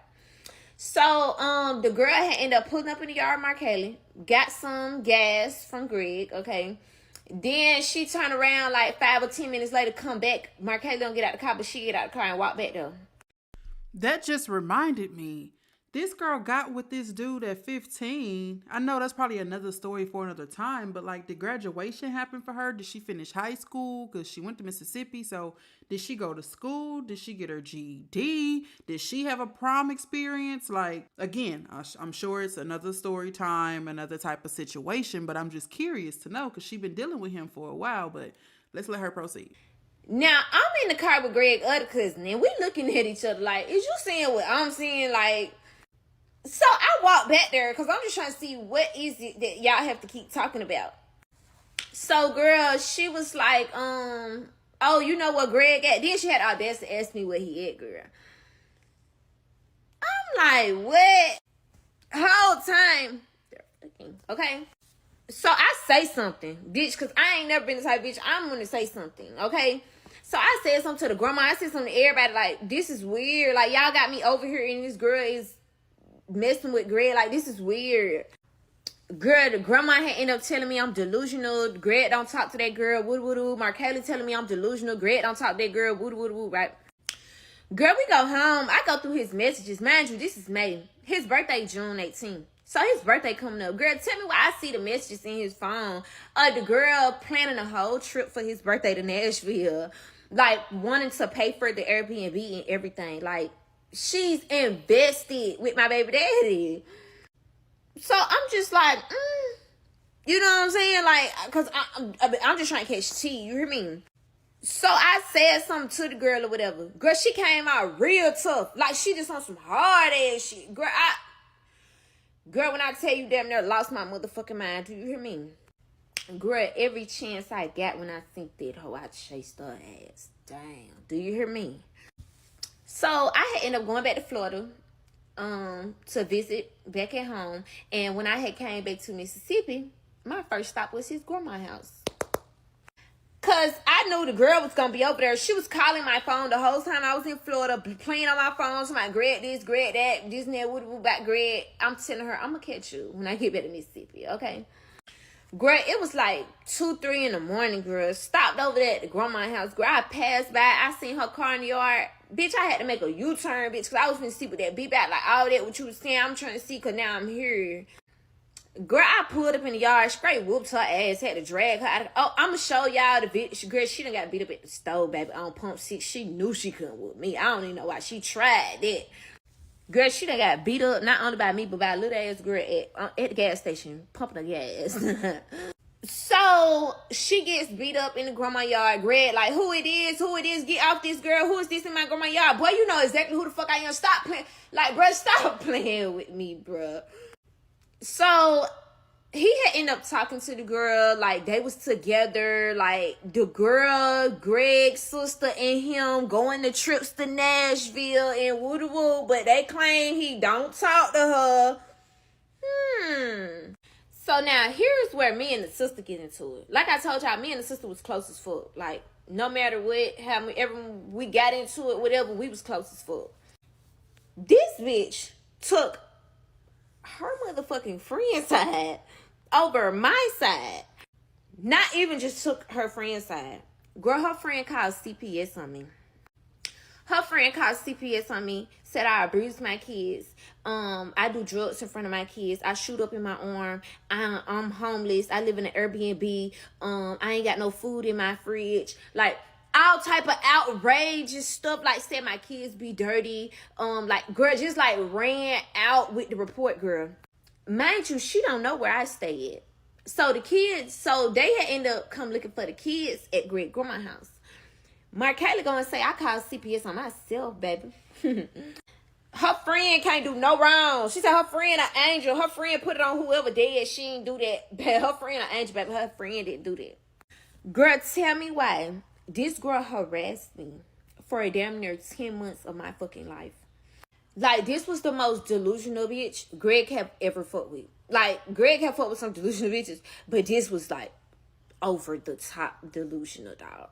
Like, she thought Greg was gonna leave his 4 kids to be with her. Like, I don't know what he be telling these females, but dog, he had her mind. The same thing he be telling you. Girl, she was like, Greg be telling these women the same exact thing he be telling you. That's what Greg be saying. Whatever that be having you going gone, that's it right there. Whatever it is, he tell them the exact same thing. Girl, she was like calling in fucking CPS reports, like doing weird shit, like, girl, coming past my house, like just doing shit. And the whole time, Markella just thinking I'm fucking delusional, like I'm losing it, like, and I'm telling her, like, bitch, this is real, like, this is fucking real, like, CPS keep coming, like, this is for real. Mind you, I would be a crazy ass fucking person to call CPS on myself, okay? I'm calling CPS on myself, risking my kids getting to, and your brother damn sure can't take care of them, so why would I call CPS on myself? I have no benefit in that. I don't get no food stamps. I don't get no child care. I don't get none of that. So what would be the benefit of me calling CPS on myself? Anyways, we end up getting past that or whatever. The girl was like calling CPS, doing whatever. I guess she thought her and Greg was going to be together forever. I told her that wasn't going to work out. Her and Greg ain't together no more. So, boom. So now January 2024 come around. At this point, like, I don't even want to fuck with him. I'm like, bro, you keep bringing this bitch over here. Like, this bitch got your location. She, like, it's like so fucking weird. She keep calling fucking CPS. Like, and he not doing nothing about it. Like, I don't even care if you fuck with the bitch, bro. Like, why is this bitch keep calling CPS on me, dog? Like, you leave me alone. Go fuck with her and go on about your business. Girl, me and Greg had got into a big fucking fight about the girl calling CPS or whatever. Girl, he had ended up putting a gun to my head, to my he gonna kill me and kill himself and like all type, like, girl, it was all over the place, girl. I had to call the police and get him up out of there because he was like really going crazy, and I really, like, at this point I really felt in danger of my life. Like, I thought he was really gonna kill me. So the police had ended up coming to get him. Whatever. I went back to Florida because I'm not finna get my kids took for you, bro. Like, this is too much. Like, at this point, I need to leave you alone because, bro, they was calling CPS so much. At this point, it's like, it don't even matter if it's true or false. Them folks finna just come snatch these damn kids up. So, I moved back to Florida, okay? Now, when I moved back to Florida, I feel like I'm getting myself back together. You know what I'm saying? I end up moving into an apartment in Florida, and I meet a new nigga. Y'all gotta come back for the next part. Okay. So y'all thinking I done started some shit, right? I'm finna blow y'all motherfucking mind, dog. You ready for it? Back up, bitch. Granddaddy a pastor, good. Bitch, granddaddy is a pastor. And I got some shit to tell y'all, baby. This only the beginning, baby. These first 12 parts is only the beginning. Baby, y'all ain't seen nothing yet. Honestly, So y'all thinking I done started. it doesn't surprise me that Greg's dad is a pastor. He's given PK behavior. He is absolutely giving PK behavior. Let's get to the next part. Okay, so this is part 9 about how I found out my baby daddy, who I... Okay, so something happened with part 9 back when we were supposed to do part 9, and the music and everything is copywritten. We had already gotten past part 9, okay? So we're going to keep the thing rolling. According to the comment, the music was doing too much anyway on this episode, so let's get on to 12. Okay, so Apparently we have some clips that we missed, so let's catch up. before we finish the rest of the story, because as I said, I need 10K followers, baby, to finish this shit. We gonna go back a little bit, so I can give y'all a little bit of insight on some shit that I kind of missed. So around this time that I had the Hyundai Kona, you guys remember I got the Hyundai Kona. He ended up stealing my car. My car smelled like pussy and weed. Okay, Greg ended up we end up getting into it. Okay, the reason we end up getting into it is because Greg tried to fuck my mom. Now, like I said, I'm from Florida. We don't do that type of shit. We didn't grow up like that. Like, Florida people do not get down like that. Like, that's just some country Mississippi ass shit. Like, fucking with family and all that. That's just weird, okay? So, Greg ended up one day at work sending my mom a picture of his dick. My mom instantly called me. Like, get your nasty ass baby daddy off my motherfucking phone. Woo, just that. It was like, and it was all over the place. Now, at the time, like I told y'all, I was really bad in love with my baby daddy, so I took my baby daddy's side over my mom. I said, well, maybe somebody playing on your phone because he didn't text from his number. He texted from a text now number, but I said, maybe somebody playing on your phone or something, but he said that wasn't him. So now me and my mom are into it, bitch. Like, I hadn't spoke to my mom in like a year and a half because my mom's like Disney, this is fucking ridiculous. Man, me and my mom never really had the closest relationship, but one thing about it, bitch, two things for certain, like, I don't even play about her. Ever since I met Greg, it's like me and my mom fell apart. Like, it really was no understanding with the two of us. And that goes back to the question that a lot of people's asking, how did my mom end up letting me go to Mississippi at 15 years old? So my mom really had no control over me at that time. You know, you can tell a child to do something, but you could teach a child to do something, but it's like they got a mind of their own. You know what I'm saying? I pretty much was running away from... That saddens me. And the fact that she is a parent and she has that mindset, or she believes that you can tell a child to do something, but they have a mind of their own. Yes, they have a mind of their own. We all have minds of our own. But at 15, I tell you where you can and cannot go. It's up to me to allow you to get away with the things that you're getting away with. And what this sounds like, sad to say, her mama just didn't give a damn. Because at 15, her mom could have put out an Amber Alert and got her sent back home. At 15, her mom could have sent her to a boot camp to get her act right. Hell, at 15, Greg and his grandma and everybody else who was allowing this 15-year-old to just stay at their house and all in the neighborhood and all around town in a whole nother state could have been punished for that. Again, I keep asking, how old is Greg? How old is Greg? Because if Greg was over the age of 18, he could have been charged too. So there's no such thing as a child. She at 15, she got her own mind. Now 18, yeah, your parents still try to control you, still try to guide you. I ain't gonna say control, but still try and guide you, still try and tell you where you can and can't go, see how far they can continue to monitor you before you say, look, I'm grown, or I feel like I'm grown, or until you get disrespectful and they be like, well, go and do your grown shit since you know so much and you got your fucking degree and you smart and all that shit. You know what I'm saying? So for you to be 15 and you talking about you could tell a child something, but they got a mind of their own,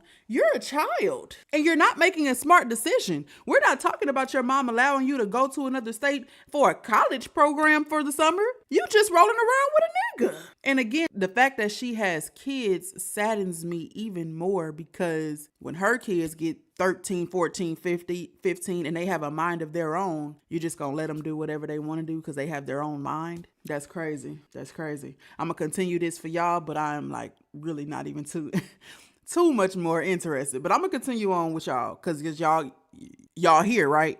So y'all invested. Let's get it. From home, like trying to go be with Greg, like just doing shit, like just and to this day I fucking regret it. So if you know what I'm saying, like 16, 17 and shit, stay at home, baby. I had to hop off the porch at like 16. Like I had to start getting money at 16 or I wouldn't be where I'm at today, like with 4 kids and able to, you know what I'm saying, take care of 4 kids. Now I don't regret my 4 kids in no type of way, but baby bitch, girl, I didn't expect to have no 4 kids. Now that they here, I'm thankful for them. So pretty much Greg has sent my mom a dick picture, was saying like he want to marry her, this and that, like professing his love to my mom. I had ended up trying to talk to a nigga, but that didn't work out, clearly, as you see. Greg ended up pulling up at the boy's house, like completely damaged my car, ripped the indicators out. Like, I'm finna post more pictures. He smashed my radio in my car. Like, all this stuff I got fixed. Like, come on now, baby. This ain't nothing. You know what I'm saying? Smashed my back window out. Like, did a whole bunch of shit, right? So, remember I told you that me and the sister was, like, close as fuck, right? Tell me why the sister went with Greg, broke in my house, damaged my whole apartment. They threw ketchup, mustard, pickles, all type of shit all over my walls. I wish I still had the video. I really have to find it, y'all, to show y'all like the walkthrough of my apartment. Girl, they ripped the ceiling fans out the wall. They ripped the cabinets off the fucking kitchen cabinet. Like, it was so fucking bad. Now, people who know, they know. Like, this is throwback. Like, if you've been watching me on Instagram, you know about this. So, not only did Mark Haley, like, play in my face, act like she was a friend, help me with my kids, do all this stuff. Bitch, she broke in my apartment with her brother. Like, huh? After all this happened, Greg ended up going to live with his grandma, okay? Greg ended up taking my kids from me. Him and his family took my kids from me for 3 months. Didn't let me see my kids, didn't let me talk to my kids. Every time I pull up at the grandma's house, they call the police on me. Like, basically just fucking kidnapped my kids and told me I can't see them no more. I tried to call the police. Did Greg have full custody of them kids? Somebody in the comment section help me understand. Hypothetically speaking, if Gregory did not have full custody of those kids and she pulled up and she was like, I want to see my kids, and she called the police, what would happen? Those who live in Mississippi, those who know the law, those who have experience in these situations, what would happen? Although he's the father, right? He's the biological father of those children. Could he take those kids, say you can't see them, and then when she calls the police does nothing? Is that possible? I just want to know. Police, you know what I'm saying? But they were saying like, that's their dad. We can't do nothing until he ready to give him back to you, like all type of shit. So in the midst of all this, right, it was like his family and him tried their best to like break me down. But one thing about it, bitch, ain't no breaking me down. I feel like I done been through so much shit in my life. Like, this ain't nothing, okay? So they tried their best to like break me down to my lowest. Like, they went on Facebook and told these people like, She a deadbeat. She ain't came and seen her kids in 3 months. She chasing behind a nigga and left her kids. We were like, it was all over the place. Like, and I didn't have no room to defend myself. When I tell you, I feel overwhelmed when I have 4 kids, but without my kids, at the time I only had 2 kids when this happened. At this time, girl, I couldn't live without them. And you still had more? I literally, like, every day, like, I was crying my eyes out. Like, crazy. I just wanted my kids. Girl, I used to sit outside their grandma's house across the street and stalk my kids. I literally, so it's a road, and then it's like a little kind of like a dead end or a little, you know, road that curves and just comes back out type shit. So I used to sit there and literally stalk my fucking kids, like watch them play outside. Like, it was that deep. Like, I couldn't live without my kids. Greg had, and just like Greg kidnapped them damn kids while you sitting out there watching them play outside, I'll be like, come here. They gonna run to you because you they mama, right? They love you. They gonna be happy to see you. So they gonna run to you, throw their ass in the car, and then you kidnap them back. How about that? Why didn't that happen? Why didn't we attempt that? And maybe she gets into it. Maybe she does. I'm probably just thinking too soon. But come on now. You want your kids? Get your kids. And why did you continue to have kids? You got 2 and he putting you through all of this with 2. And then you turn around and have some more by him? Like, bro, what the fuck? I ended up meeting a girl on Facebook, right? The girl was a fucking weirdo. She always wanted to have kids. For some reason, she never had kids. And met Greg on Facebook, and now they call themselves in a relationship. The girl ended up living 4 hours from Mississippi. Greg drove up there to get her. When Greg met her, I guess Greg told her he was a single father. I'm out the picture. I'm a drug addict. Left my kids or whatever, right? The girl that I knew nothing about till months later, okay, so we got the chocolate baby because she's crying. So basically the girl ended up like making posts on Facebook saying how much she loved her kids, this and that and that. Whole time they're my kids. Not only did she make posts about how much she loved my kids, but basically like told Facebook like them were her kids, and this like on some whole weird shit. Like this shit was like a movie. Like, you know, somebody who's like obsessed with kids and they fucking kidnap kids. Like, this is how I was fucking thinking. I'm like, what the fuck? Because I don't care if I'm with a nigga, like, and he have a kid. I'm not finna be like, it's okay to post a picture with the kid, but like now you running out, baby. You on here talking about you love them and they love their mom and got my kids calling you mom. Like, what, girl? So, she had ended up living with Greg's grandma. Fucking crazy. She ends up moving in with Greg's grandma. They're living in the house, and they sleeping in Markelly's room. The whole family knows about this. Mind you, y'all won't even let me see my kids, but you have a fucking stranger who's obsessed with kids, can't have kids, over here living with these kids, watching these kids every day while y'all go to work, and I can't even see my own fucking kids. Girl, when I tell you, piss the fuck off, girl, please. So months end up passing. Greg end up calling himself like not feeling the girl anymore or whatever, left her in Mississippi, and her family had to come get her. Like I told y'all, she lived 4 hours away. So me and Greg had ended up getting back together probably like 2 months after this all happened. He ended up giving me my kids back. Now this is where shit gets crazy, okay? He ends up catching an STD from a 15-year-old girl and had a threesome with her and her friend. Girl, come back for the next part.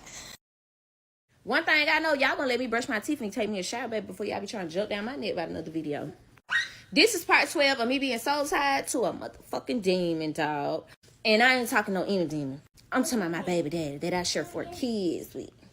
So now, January 2024, we had ended up getting into a big fight, as y'all know. The fight was over Tokay Taco Bell. So at this time, Greg was on the run from the police.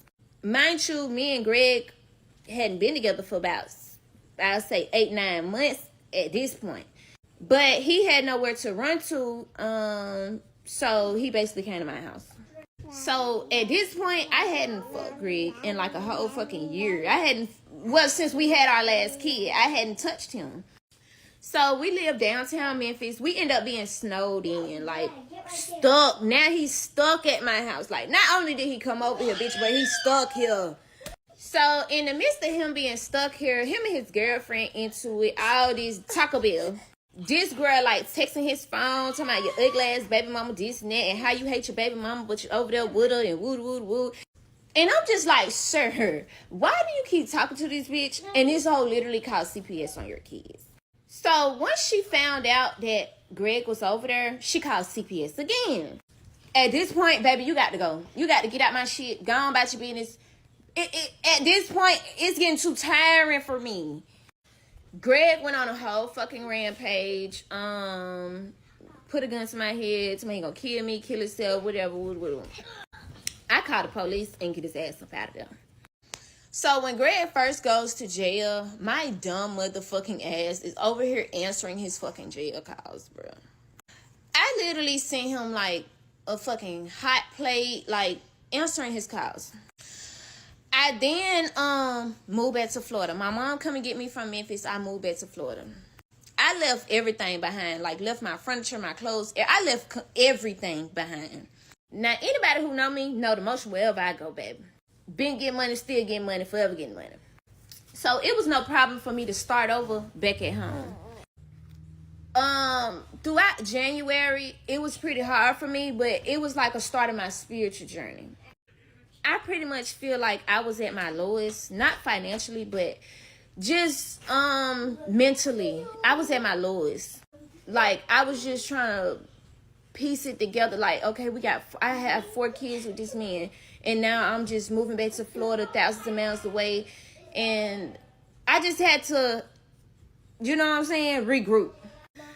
So now I'm like, bitch, it's over with. Because you weren't doing shit for us when we was in Mississippi. So what would make a difference of me being here in Florida? Like, it would be the same shit just without you in my motherfucking life. Okay, so at the time, I'm not going to lie, I was still in love with my baby daddy. Like, crazy in love with him, but we were too toxic to be around each other. Me and my mom had ended up getting into a real bad fight because my mom was just trying to talk to me, like, you know what I'm saying, trying to get my head in the right place. Now I live in my truth. I regret every day doing this shit. So I had ended up like beating the shit out of my mom. Still to this day I regret it, and I end up doing it like siding with Greg. So I had just realized and I noticed how, like, even though I did that, my mom never turned her back on me. Like, she still came and got me. When all this shit was going on, CPS coming, Greg done put a gun to my head and stuff. My mom was on FaceTime when all this was going on, and she was, like, begging Greg, like, just, like, stop. Like, this shit is too much, you know what I'm saying? But she still came and got me. So at this point, January 2024, I feel like I have something to prove to my mom, like, you know, because she been trying for so long. My mom had been trying for years. She had just been trying to get me to walk away from the situation. She tried to talk to me. It's been times where I didn't talk to my mom for 2 years because I was so mad that she didn't want me to be with Greg. So now I feel like, you know, I got to come back home to Florida. I got to prove to my mom that I can be without Greg. You know, just get myself back together. Get back to being me. So now January was so fucking hard for me. Like, I've always been in the church. I've always prayed and stuff, but I wasn't praying every day. At this point, I'm starting to pray every day because I'm so far at my lowest mentally. Baby, I had no choice but to call on him. So now at the end of January, the beginning of February, I end up meeting a new nigga. And he was just like so kind, so down to earth, like the complete opposite of what I'm used to. Y'all come back for part 13, baby. I did a good person bad. And lost the new nigga. So this is part 13 of me being so tied to this motherfucking demon, dog.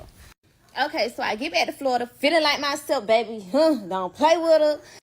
So now, the end of January, the beginning of February, I end up meeting a new nigga. Now, as I said, this boy was, like, so down to earth, so kind. Like, just the complete opposite of what I'm used to. So, at this point in my life, I hadn't fucked in, like, a year or a year and a half, baby. My baby finna be 1 year old, and I hadn't fucked since I got pregnant with her. So, when I met this nigga, girl, I ain't never had a one-night stand. Girl, I gave him the pussy on the first night, dog. We had ended up talking on the phone for like 2 weeks. And then he wanted me to come see him. But we was talking faithfully, like, every day on the phone. 2 weeks, like, all day, every day. I had ended up going out there and seeing him, and we fucked. When I tell you the best thing that ever happened to my motherfucking 23 years of living, girl, that boy fucked the feelings I had for my baby daddy straight the fuck up out of me. I'm talking about, like, the sex. Amazing. When I tell you he casted that motherfucking demon up out of me, baby. Oh, Lord Jesus. Now, at this point, I was just on some shit. Like, I just wanted a sneaky link. Like, I wasn't too into having a boyfriend or a relationship because I just got out of a relationship for 7 years, baby. And if he knew half the shit that I went through, baby, girl, if he knew half the shit that I went through, I think he probably would have had some understanding. But I just didn't even want to discuss it. Like, I didn't even want him to bring up my baby daddy. I didn't want to bring up my baby daddy. I just wanted to forget about the past. So now time go by, we kicking it, we hanging out more, you know what I'm saying? Like, we was locked in. Like, now it's like more of a sneaky link thing. Like, now I'm starting to feel him. At that point, I can't even control my emotions. Which is the reason I didn't want to be in a relationship. I just wanted a sneaky link because I can't control my emotions. So, we had ended up having a little disagreement or whatever, but we end up getting past it. Because, as I said, he's a very down-to-earth person. His communication skills, baby, A1. He basically talked to me and was like, this ain't how you got to do shit. You know what I'm saying? Just talk to me, tell me how you feeling or whatever. And we had got past it. Now, a couple months done passed, we talking and shit. I wouldn't say love, but I care for this person a lot. And I'm just really feeling him, but I don't know how to tell him that. Now, mind you, in the midst of all this happening, I'm a fucking Facebook troll. Like, I troll all day, all night. Like, that's all I fucking do is troll. But I never had the intentions of trolling him. So one day we on the phone and he ends up asking me, would you be mad if I got a girlfriend? So at first I'm kiki laughing about it. I'm like, don't even fucking play with me. But then I just felt like he was so serious. Like, now bitch, I feel offended, dog. So I'm sitting up there like, a girlfriend. Mind you, I'm 23 years old, baby. Now I know I ain't the brightest of them all, baby. And I ain't did a lot of fucking because I've been with somebody for 7-8 years. Baby, but one thing I do know is the shit you was doing to me, baby, you ain't had no business doing that to me. Baby, a fuck nigga ain't never did that to me in the 8 years that I started fucking, bitch, from 16 when I started fucking, bitch, you got me a girlfriend. Girl, this boy was holding me up 6 feet in the motherfucking air, girl, eating my pussy upside down. Oh my God, Lord Jesus, I miss him. Girl, this man was doing shit I be watching on Pornhub. You hear me? Girl. So now I'm in my feelings and I'm like, a girlfriend? Like, what? So as I said, we were very sexually compatible. Like, stuff I was doing to him or stuff we were doing is not stuff that I would normally do. Like, because, you know, when you with somebody but you can't fuck them because you're not happy. You know what I'm saying? Like, this boy here, he took time out to learn my body. Like, stuff that my baby daddy, like, never did. So, we had ended up having videos in my phone. When he made the comment about, can we still be cool if he got a girlfriend or whatever? I'm like, okay, can we still be cool if I get on Facebook and show these people a video of me eating your... Yeah. So, me mad as a mug, I get on Facebook and go live and show the video.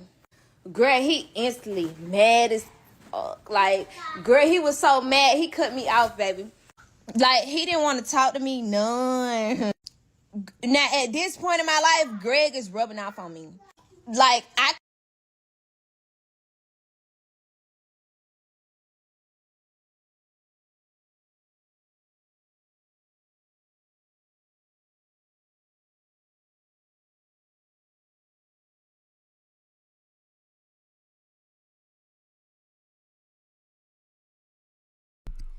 Y'all, I had to turn to the side and stuff my mouth with popcorn because a video of you doing what?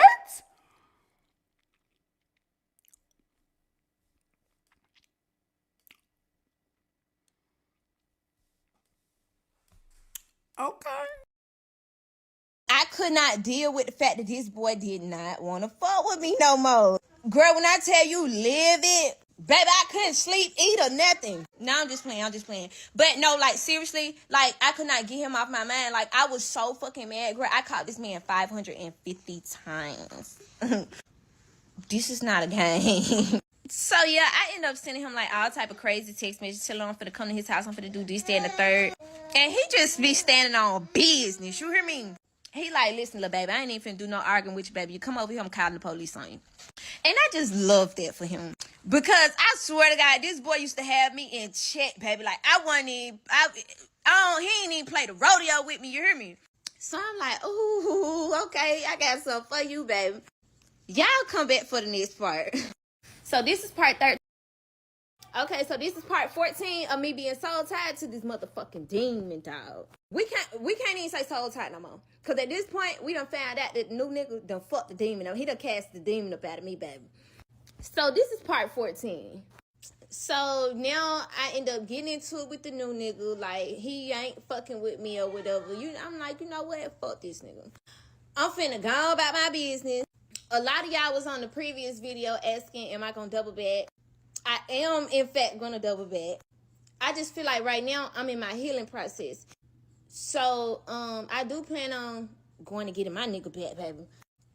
I just feel like I'm finna work on myself for the next couple weeks, next couple months, so I can get him the best version of me. You know what I'm saying? I ain't worried about him getting no girlfriend or nothing, baby. Because I promise can't nobody make that stand like me. You hear me? But, yeah, I do plan on doubling back. So now me and the new nigga end up getting into it. I'm like, you know what? Fuck him. I'm finna go about my business. I had ended up hitting him up, and he was like so mean to me. Girl crushed me. Like, I ain't never seen him act like that to me.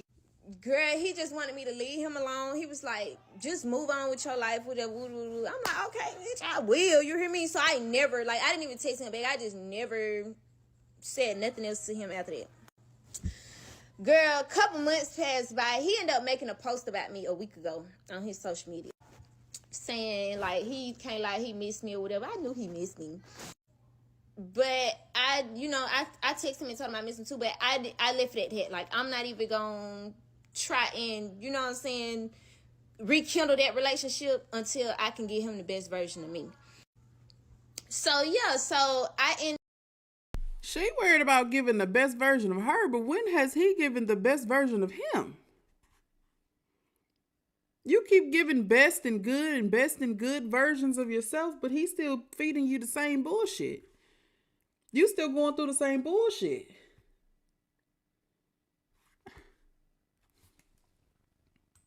end up going on about my business. I'm going to go ahead and watch the rest of this video and give y'all a summary because this is copywritten content. The music that she just put on here is copywritten.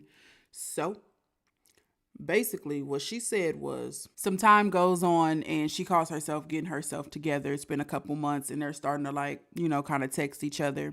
So it was supposed to be a situation where Greg got the kids for the summer, but he did not want to go to Florida to pick them up. So she says, since you don't want to come to Florida, I will drop them off to you.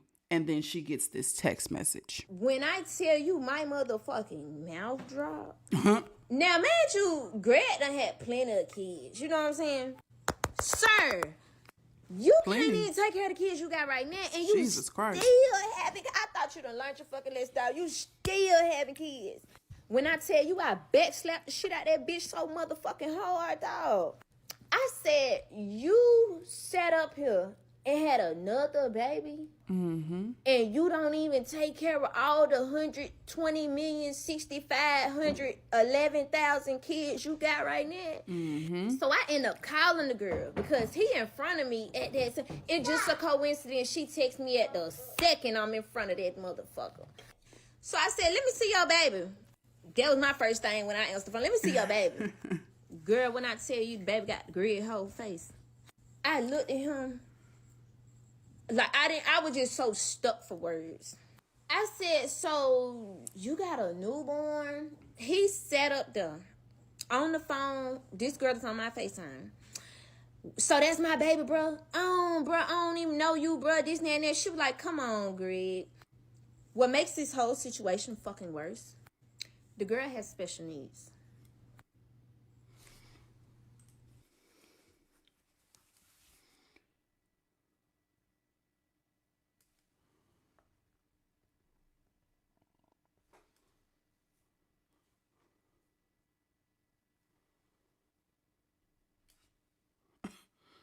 Hold the fuck up.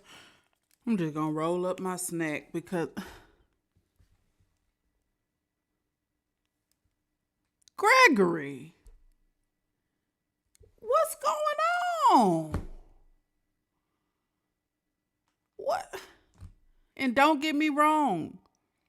Women and men with special needs need love too, but they need genuine love. They don't need to be getting taken advantage of. What? Baby pretty as hell though. This boy. So I talked to the girl a little bit. I said, mind you, I'm a mean girl. I couldn't even be mean to her fool because How I was could you? just. Oh, I spoke to her. She said, I'm 19 and I'm trying. She said, I haven't spoke to Greg. I haven't seen Greg. My baby is 4 months old. Greg had been lying to me for 4 months. Like, he going to come see the baby. He going to send me some money for the baby. He all this and that, right? Girl, tell me why. This girl had been working at Sonic. Greg took advantage of this motherfucking girl. Every paycheck, this girl gave Greg the whole fucking paycheck. Girl, come back for the next part. Okay, so this is part. She say this. Not what I imagined at all. This is not a bit of what I imagined. Is this what y'all imagined? Ooh-wee. Before we finish the story, I'm about to give you guys some more, a little bit of insight on the stuff that you guys are asking in the comments and things that you guys want me to get into more. Okay, so remember when Greg held me in my house hostage, right? This is that house. This was my bedroom. This was my living room. This was Dream's room. Because at the time I only had 2 kids and I was 19 years old. Okay, so this incident started in the bedroom.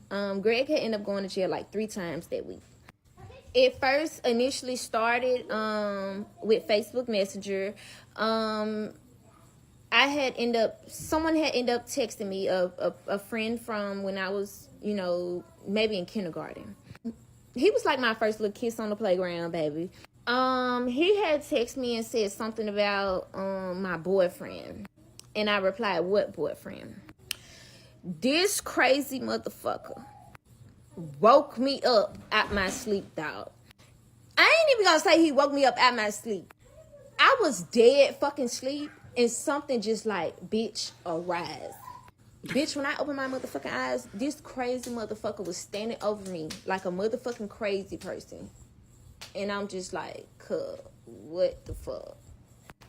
He instantly starts flipping out about the boy texting me on Facebook Messenger. I must have fell asleep like with my phone unlocked or something. I don't even know how he got in my phone.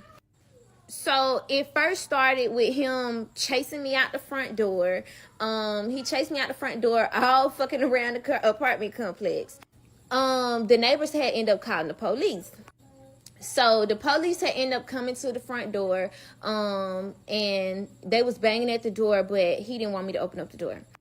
So I never opened up the door. We were just like quiet in the house or whatever, but the police was like not going away. So the police had ended up sitting out there for like 2 fucking hours, bro. Mind you, at this time, I was living in South Haven. This apartment right here is in South Haven. And South Haven police pretty much knew us. Like, baby, they was getting calls every day. The following day, I had told Greg, I'm like, do not come back to my house. Like, bruh, stay away from my house. I happened to be on Instagram Live when he pulled up at my house, and it was like hundreds of people on there, and he was like banging at the front door and shit, and everybody was telling like, in the live, in the live, in the live. So I had hurried up and in the live, and I had went in the bathtub, not the shower that's in my room, but the shower that was in the hallway. I went and hid in the shower, like laid down in the shower.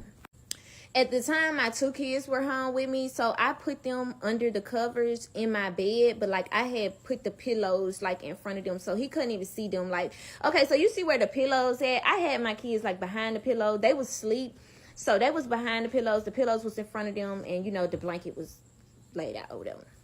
So I'm literally laid down in the tub. I had already had 911 on the phone. And he was like kicking the door, kicking it. And then finally that bitch kicked in. And I'm on the phone with South Haven police, and I'm like, please, like, somebody, please, like, come, because the boy going crazy. Like, I could see him through the curtain, because the curtain was kind of like a little bit, well, you could see through it. And he was like, he had a gun in his hand. He like, bitch, I'm gonna kill you. This is that. Like, Greg was going on a fucking rampage. He had ended up, like, stealing all my shit out my house. I couldn't do shit, bitch, because I was in the tub laying down. I was not, for no reason, finna come out that tub. So I'm just, like, peeking up, watching him steal all my shit out my house. At the time, we had, like, PS4s and shit. So he stole, like, my PS4. He was, like, just stealing everything out my house. So as all this happening, the police pull up.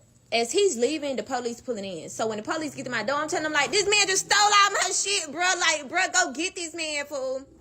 They had ended up seeing him already, and I guess they had already had cars chasing behind him while this officer was here, like, to see what's going on, take my report and everything.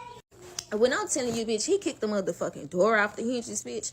I didn't have a front door for, like, 2 days, dog. Like, the apartments, like, the whole frame, everything was fucking destroyed. Like, them big-ass construction boots that bitch be wearing. That bitch kicked the door down.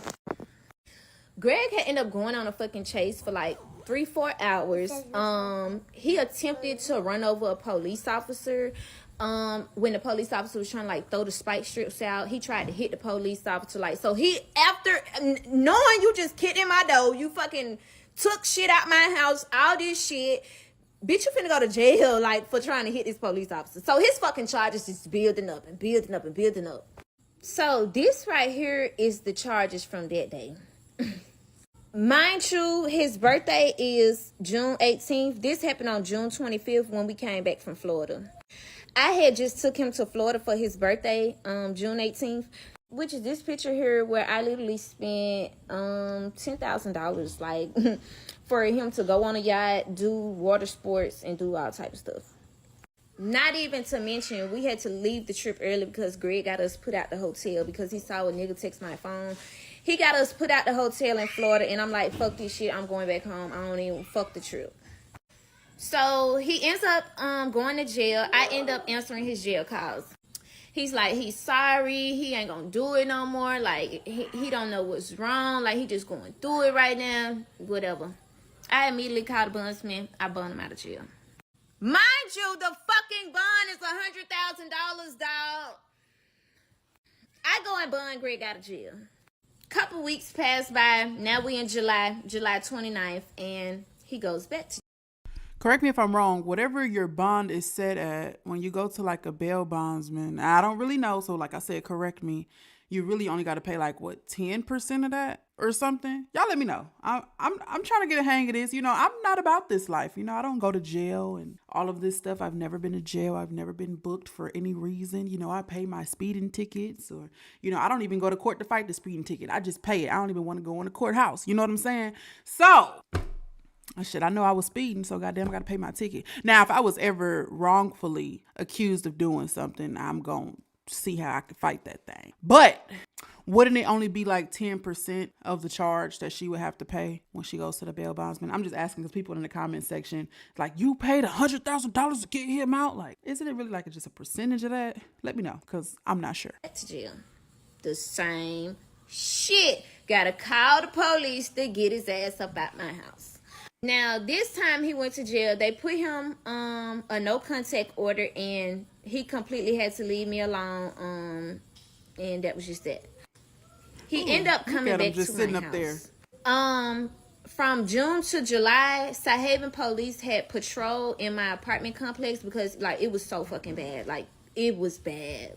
So one night, I was in the car with him and we was on the way home, and I guess it was like just so happened to be the time that they was finna patrol to make sure that Greg ain't over there. They happened to see Greg's car coming into the apartment complex. I was in the car on the passenger side. And they immediately like turned the lights on and start chasing us. This man was driving so fucking crazy, bro. Like, so we end up going on a chase. In the midst of us going on a chase, South Haven police is calling me. So I pick up the phone. They like, Destiny, where are you? We're at your front door. I'm like, I'm not home right now. What's going on? They told me that they're in pursuit. They got Greg in pursuit, and they just, you know what I'm saying, caught him coming into my apartment, so they trying to make sure I'm okay. At this point, baby, like, it's fucking crazy, dog. Okay, so here we go, August 18th. The same old shit. Like, he just keep on doing the same fucking shit. He goes back to jail. I bun him out again. He looks like he takes advantage of special needs people. He looks like it. I don't put that past him. Just $1,000. I end up getting charged with like 33 counts of contempt of court because like this boy done went to jail like 6-7 times in the last 2 months, baby. And they just like, at this point, it's the both of y'all. So I end up picking up his phone calls, whatever, came and bunning him out of jail. Again. Now we get to here. Where he was charged with aggravated stalking. Now, this is not a charge that I put on him. This is the charge that South Haven police put on him. So, after all this occurs, I let Greg come back and stay at my house. After he held me hostage and all this shit. This is those charges right here. It says 2021, but these are the charges from him holding me in the house hostage or whatever. But he didn't get sentenced to 2021. This happened in 2020. So back to this charge. When he ended up holding me in the house hostage or whatever, I tried to tell them like everything was okay, but like at that point it was out of my hands. They end up confiscating both of our phones. They confiscated my phone to see the messages between me and my mom because my mom was the one who called the police to the house. And I told them that I never text my mom. My mom was delusional and all type of shit. So they confiscated my phone for evidence. They also took his phone, which was in my house at the time. They got a search warrant for my house and basically like was looking for the gun that he had and whatever else is in the house. They took money out of the house. They took his gun, which he had hid in my closet, and they took our phones and just a couple other shit. Y'all come back for the next part. Okay, so before we finish the story, I'm about to give you guys. Okay, so he ends up getting charged with aggravated assault. Like I said, this isn't a charge I put on him. This is a charge that South Haven police put on him. So with this charge, I had ended up having to call the police on Greg a couple days before this, like the 18th or whatever, right? He ended up running from them. They never caught him, okay? Greg had ended up going on a long-ass fucking chase, and he ended up going to his grandma's house. He lost them, ended up going to his grandma's house. Now, when Greg at his grandma's house, he calls me and says, I'm sorry, you know, woo, like, please, can we just stop all this fighting? Can we just be together? Dumbass motherfucking me, sitting on the phone with him, on his grandma, like, he on his grandma porch. He's on the phone with me, and he's like, the police keep passing by. I think they finna come over here. So I'm like, leave your car in the yard, go jump the back gate, and I'm finna send you an Uber. Because clearly he couldn't pull his car out of the yard or whatever, right? So Greg ends up jumping the back gate. I end up calling him an Uber. Y'all be getting these innocent people mixed up in y'all crap. Damn Uber driver picking somebody up. Whole time this man is running from the police. People just don't give a damn. They don't give a damn about nobody but themselves because what? Uber to my house. Mind you, after he just did all this shit, I'm still trying to save him. So he catches the Uber to my house. He gets to my house, and the police did in fact go to his grandma's house. They towed his car out to grandma's yard or whatever. No questions. Like, they didn't want to hear shit the grandma had to say. Nobody had to say. They took the car, and that was the end of it. So Greg ends up coming to my house, and the police end up tracking his phone at my house.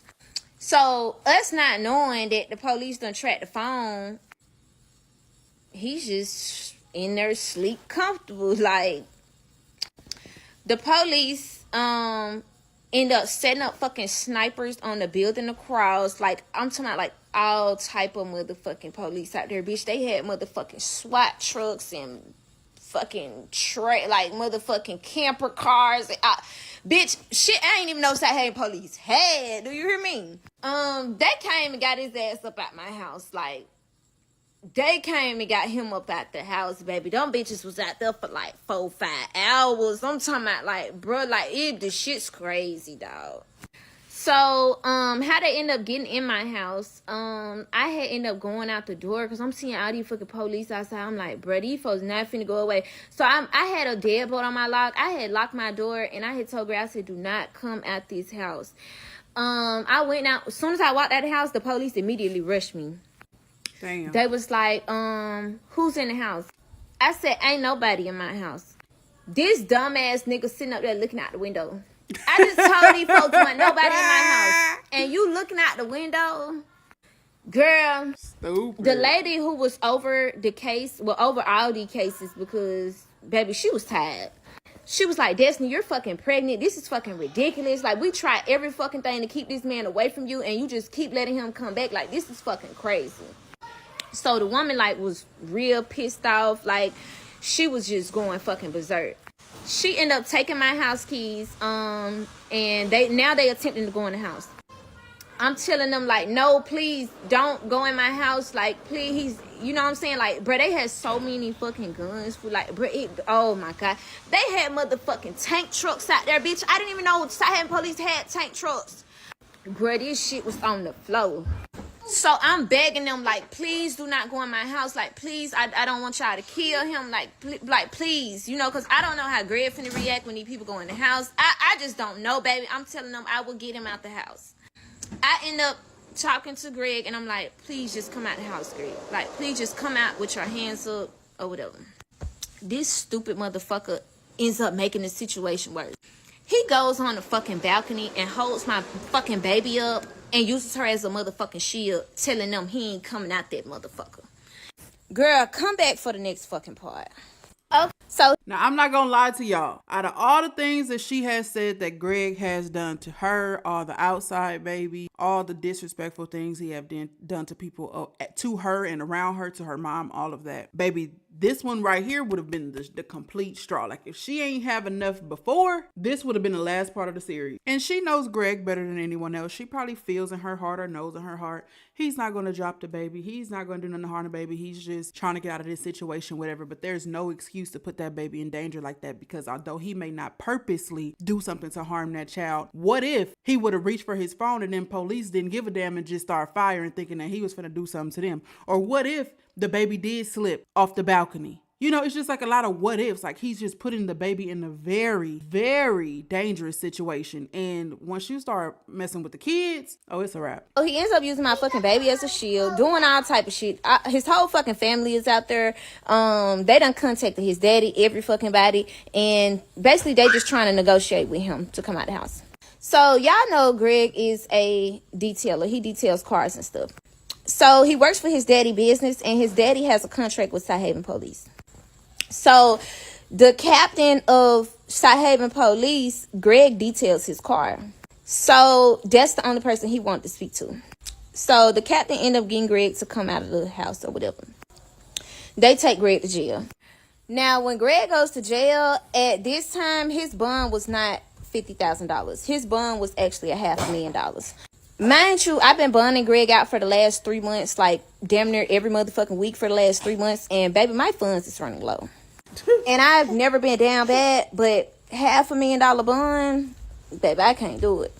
So he calling me from jail or whatever. I'm telling him, like, I can't come get you, baby. Like, you gonna have to give me a couple days to figure something out, because a $500,000 bond is crazy.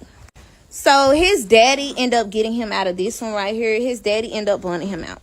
When his daddy bonds him out, he comes back to my house. And that's discharge right here, violation of domestic violence no contact order, because he comes back to my house. Now, the stalking aggravated felony comes from him violating the no contact order so many times. So, South police calls him and tells him he can come pick up his phone out of the evidence. They don't need it no more, which was a setup. So me and him ride together to South Police Department. He parks like on the side of the building or whatever, and he goes in to pick up his phone. When he goes in to pick up his phone, I guess it was like already some police outside, and they seen me sitting in his car. They come outside and they like, this is fucking ridiculous. Like, he's not even supposed to be around you. Why are you here? Like, why are you in the car with him? So now they trying to charge me with all type of shit. So that's where this charge stems from. They had charged him with aggravated stalking because he just kept on coming around me, and they caught me in the car at the police station.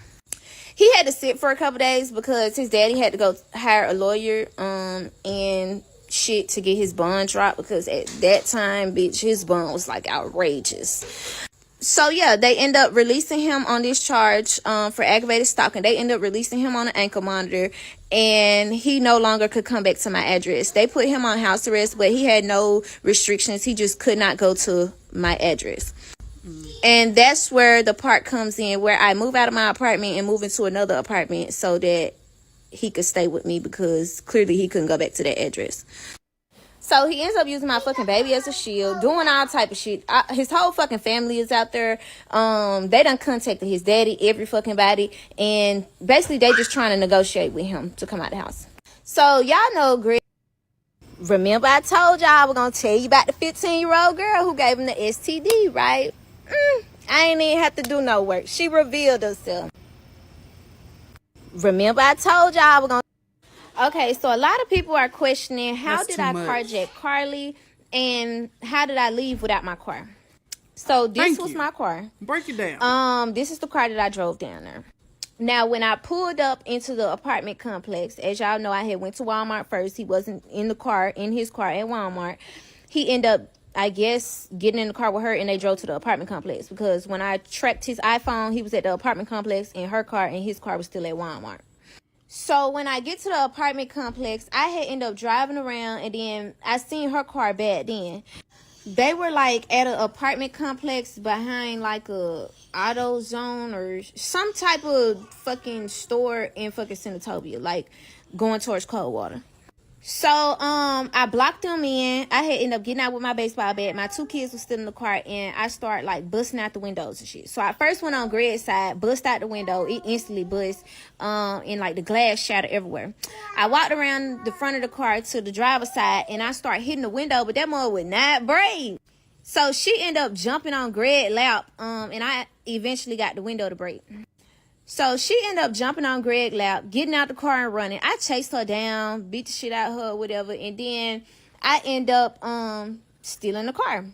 So I was screaming at Greg out there. I'm like, bitch, like, get your motherfucking ass in the car. Woo. So my original plan was to get in my car. Shit was just happening so fast. Like, my plan was not to carjack her. Greg out there screaming like, bro, you just did all that. What the police finna come? We in Senatobia, this and that. What. I end up jumping in the bitch car. Greg jumped in my car. I jumped in the bitch car. And we trailed each other. And I wrecked her car off the interstate. I ended up getting charged with felony carjacking. I was on a $75,000 bond, and Greg Grandma came and got me. Now y'all are asking, how did I not end up in prison? This case didn't go on pretty long. I only went to one court date, and that was like basically like the court date that she was supposed to show up at. I never had like reoccurring court dates or whatever. So not only couldn't they prove that I did this, like you guys said, if I pulled up in my car, how did I carjack her? She basically made a statement to the police and said that when I pulled up and did all that, her and Greg ran. She said that her and Greg left the scene and she don't know where Greg went. So at that point, how did I carjack you? So it really was like no evidence that I really. So y'all correct me if I'm wrong. I'm reading the comments over here. Somebody said, so you're still on probation for this? And the girl said, yeah. So couldn't the courts, the lawyer, the girl, whoever, take these TikToks and say she's admitting it right here? Like, we didn't have proof before, but now she's admitting to the crime, and then she can do some real time or something like that. Like, is she incriminating herself? Like, that's why I be like kind of not really believing these. I feel like they be a little bit over exaggerated. Because who just out here? Now, yeah, if she did her time, the case has passed, it's behind her. This was years ago. Yeah, sure. But people, the last couple of series like this I've reacted to, baby, y'all just telling a little bit too much of y'all business. Carjack her, besides her word against mine, and Greg obviously made a statement. When I end up going to court, they offered me a plea for 5 years probation, and I just took it because I kind of thought she would show up and like testify against me. So, and I just didn't know how that was gonna turn out, so I just took 5 years probation, and I had to pay fees or whatever. Now, they did try to get me to pay her restitution, but I had told the judge, like, I'm not paying her restitution. I'm not paying no restitution to nobody who was having intercourse with my baby daddy. So the judge had ended up putting in my court order that she had 30 days to come and request for restitution, or I wouldn't have to pay it. And so I didn't have to pay it. She lived in Charleston, Mississippi, so she never came to Senatobia to request for restitution or go to the court, so I didn't have to pay her restitution. I only had to pay state fines. Okay, so I went on Google, and to clear it up, it was O'Reilly's. So it's behind, the apartment complex was behind O'Reilly's in Senatobia, Mississippi. I really don't like how y'all trying to test my character or make it seem like anything I'm saying is a lie, baby. All this happened in real time. I just didn't feel the need to go find all these pictures and post them. So this is my car. Hold on, let me move my head.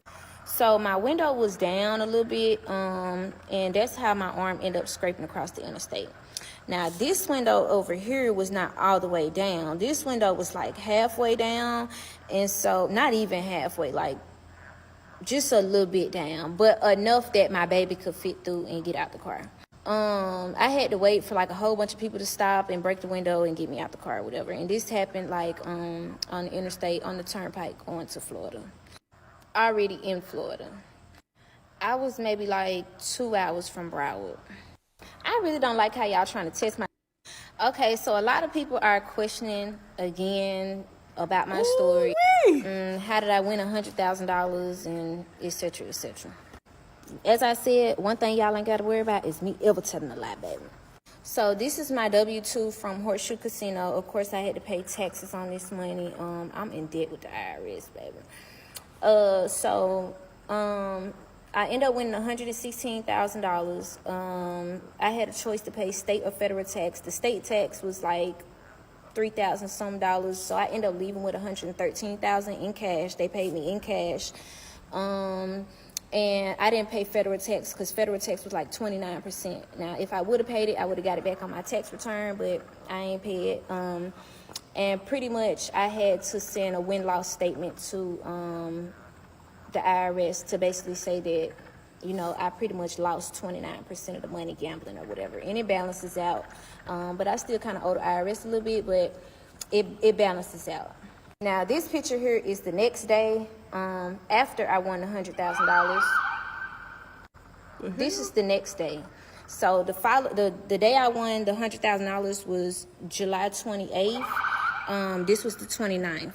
So I ended up winning another $16,000 at Gold Strike Casino.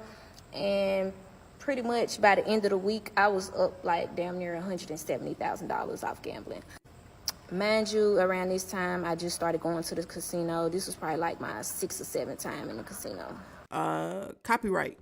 So I am going to see what she got to say and give y'all a review. Basically, she said, she's taking us back. The story is really all over the place, y'all, and I do apologize for that.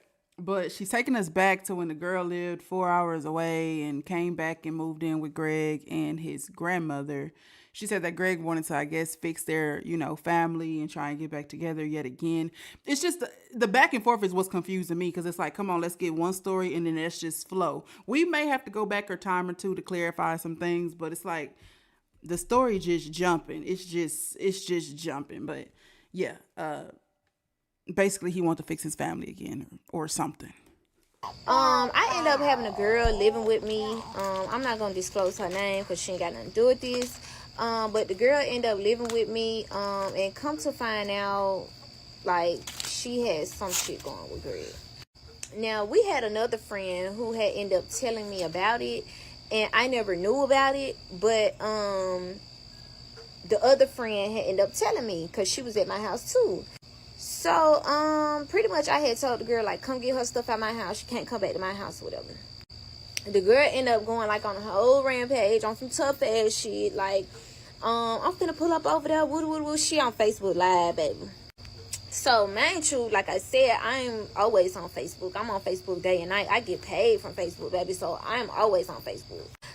I was already on my Facebook Live when she called herself pulling up. So, everybody, like, woo coming over there. She said she on her way, blase. I'm like, okay, I'm sitting in my yard, baby. So about 25 minutes end up passing by. Here come this crazy ass girl come around the corner. This is how that turned out.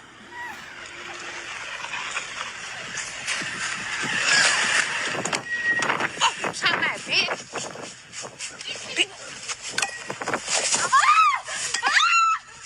Get your ass back, bitch.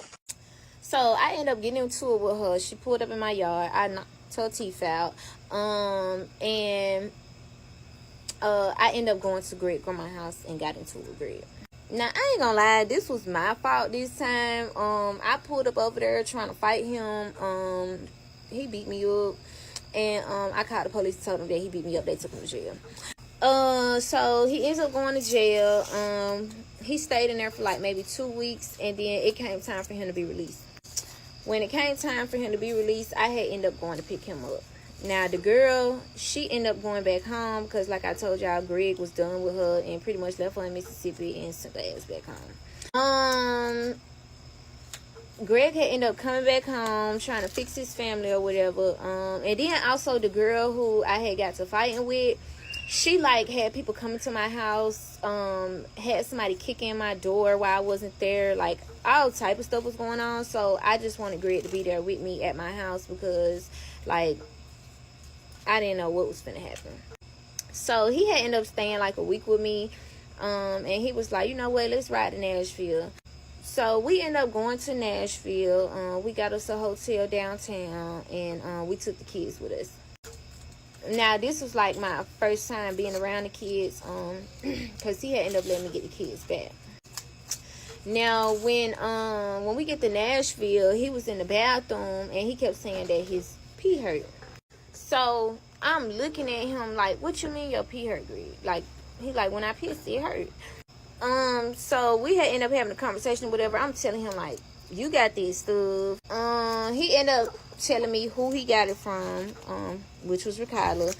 And I had texted her on Facebook. So now we go back to Mississippi. I end up taking him to Baptist DeSoto. Now, this time, it was really like a him problem and not a me problem because I wasn't fucking him, okay? Like I told y'all, I wasn't happy in a relationship. And, you know, when you just not there mentally, the whole sex thing just ain't gonna work, baby. So, shit, I took him to the hospital.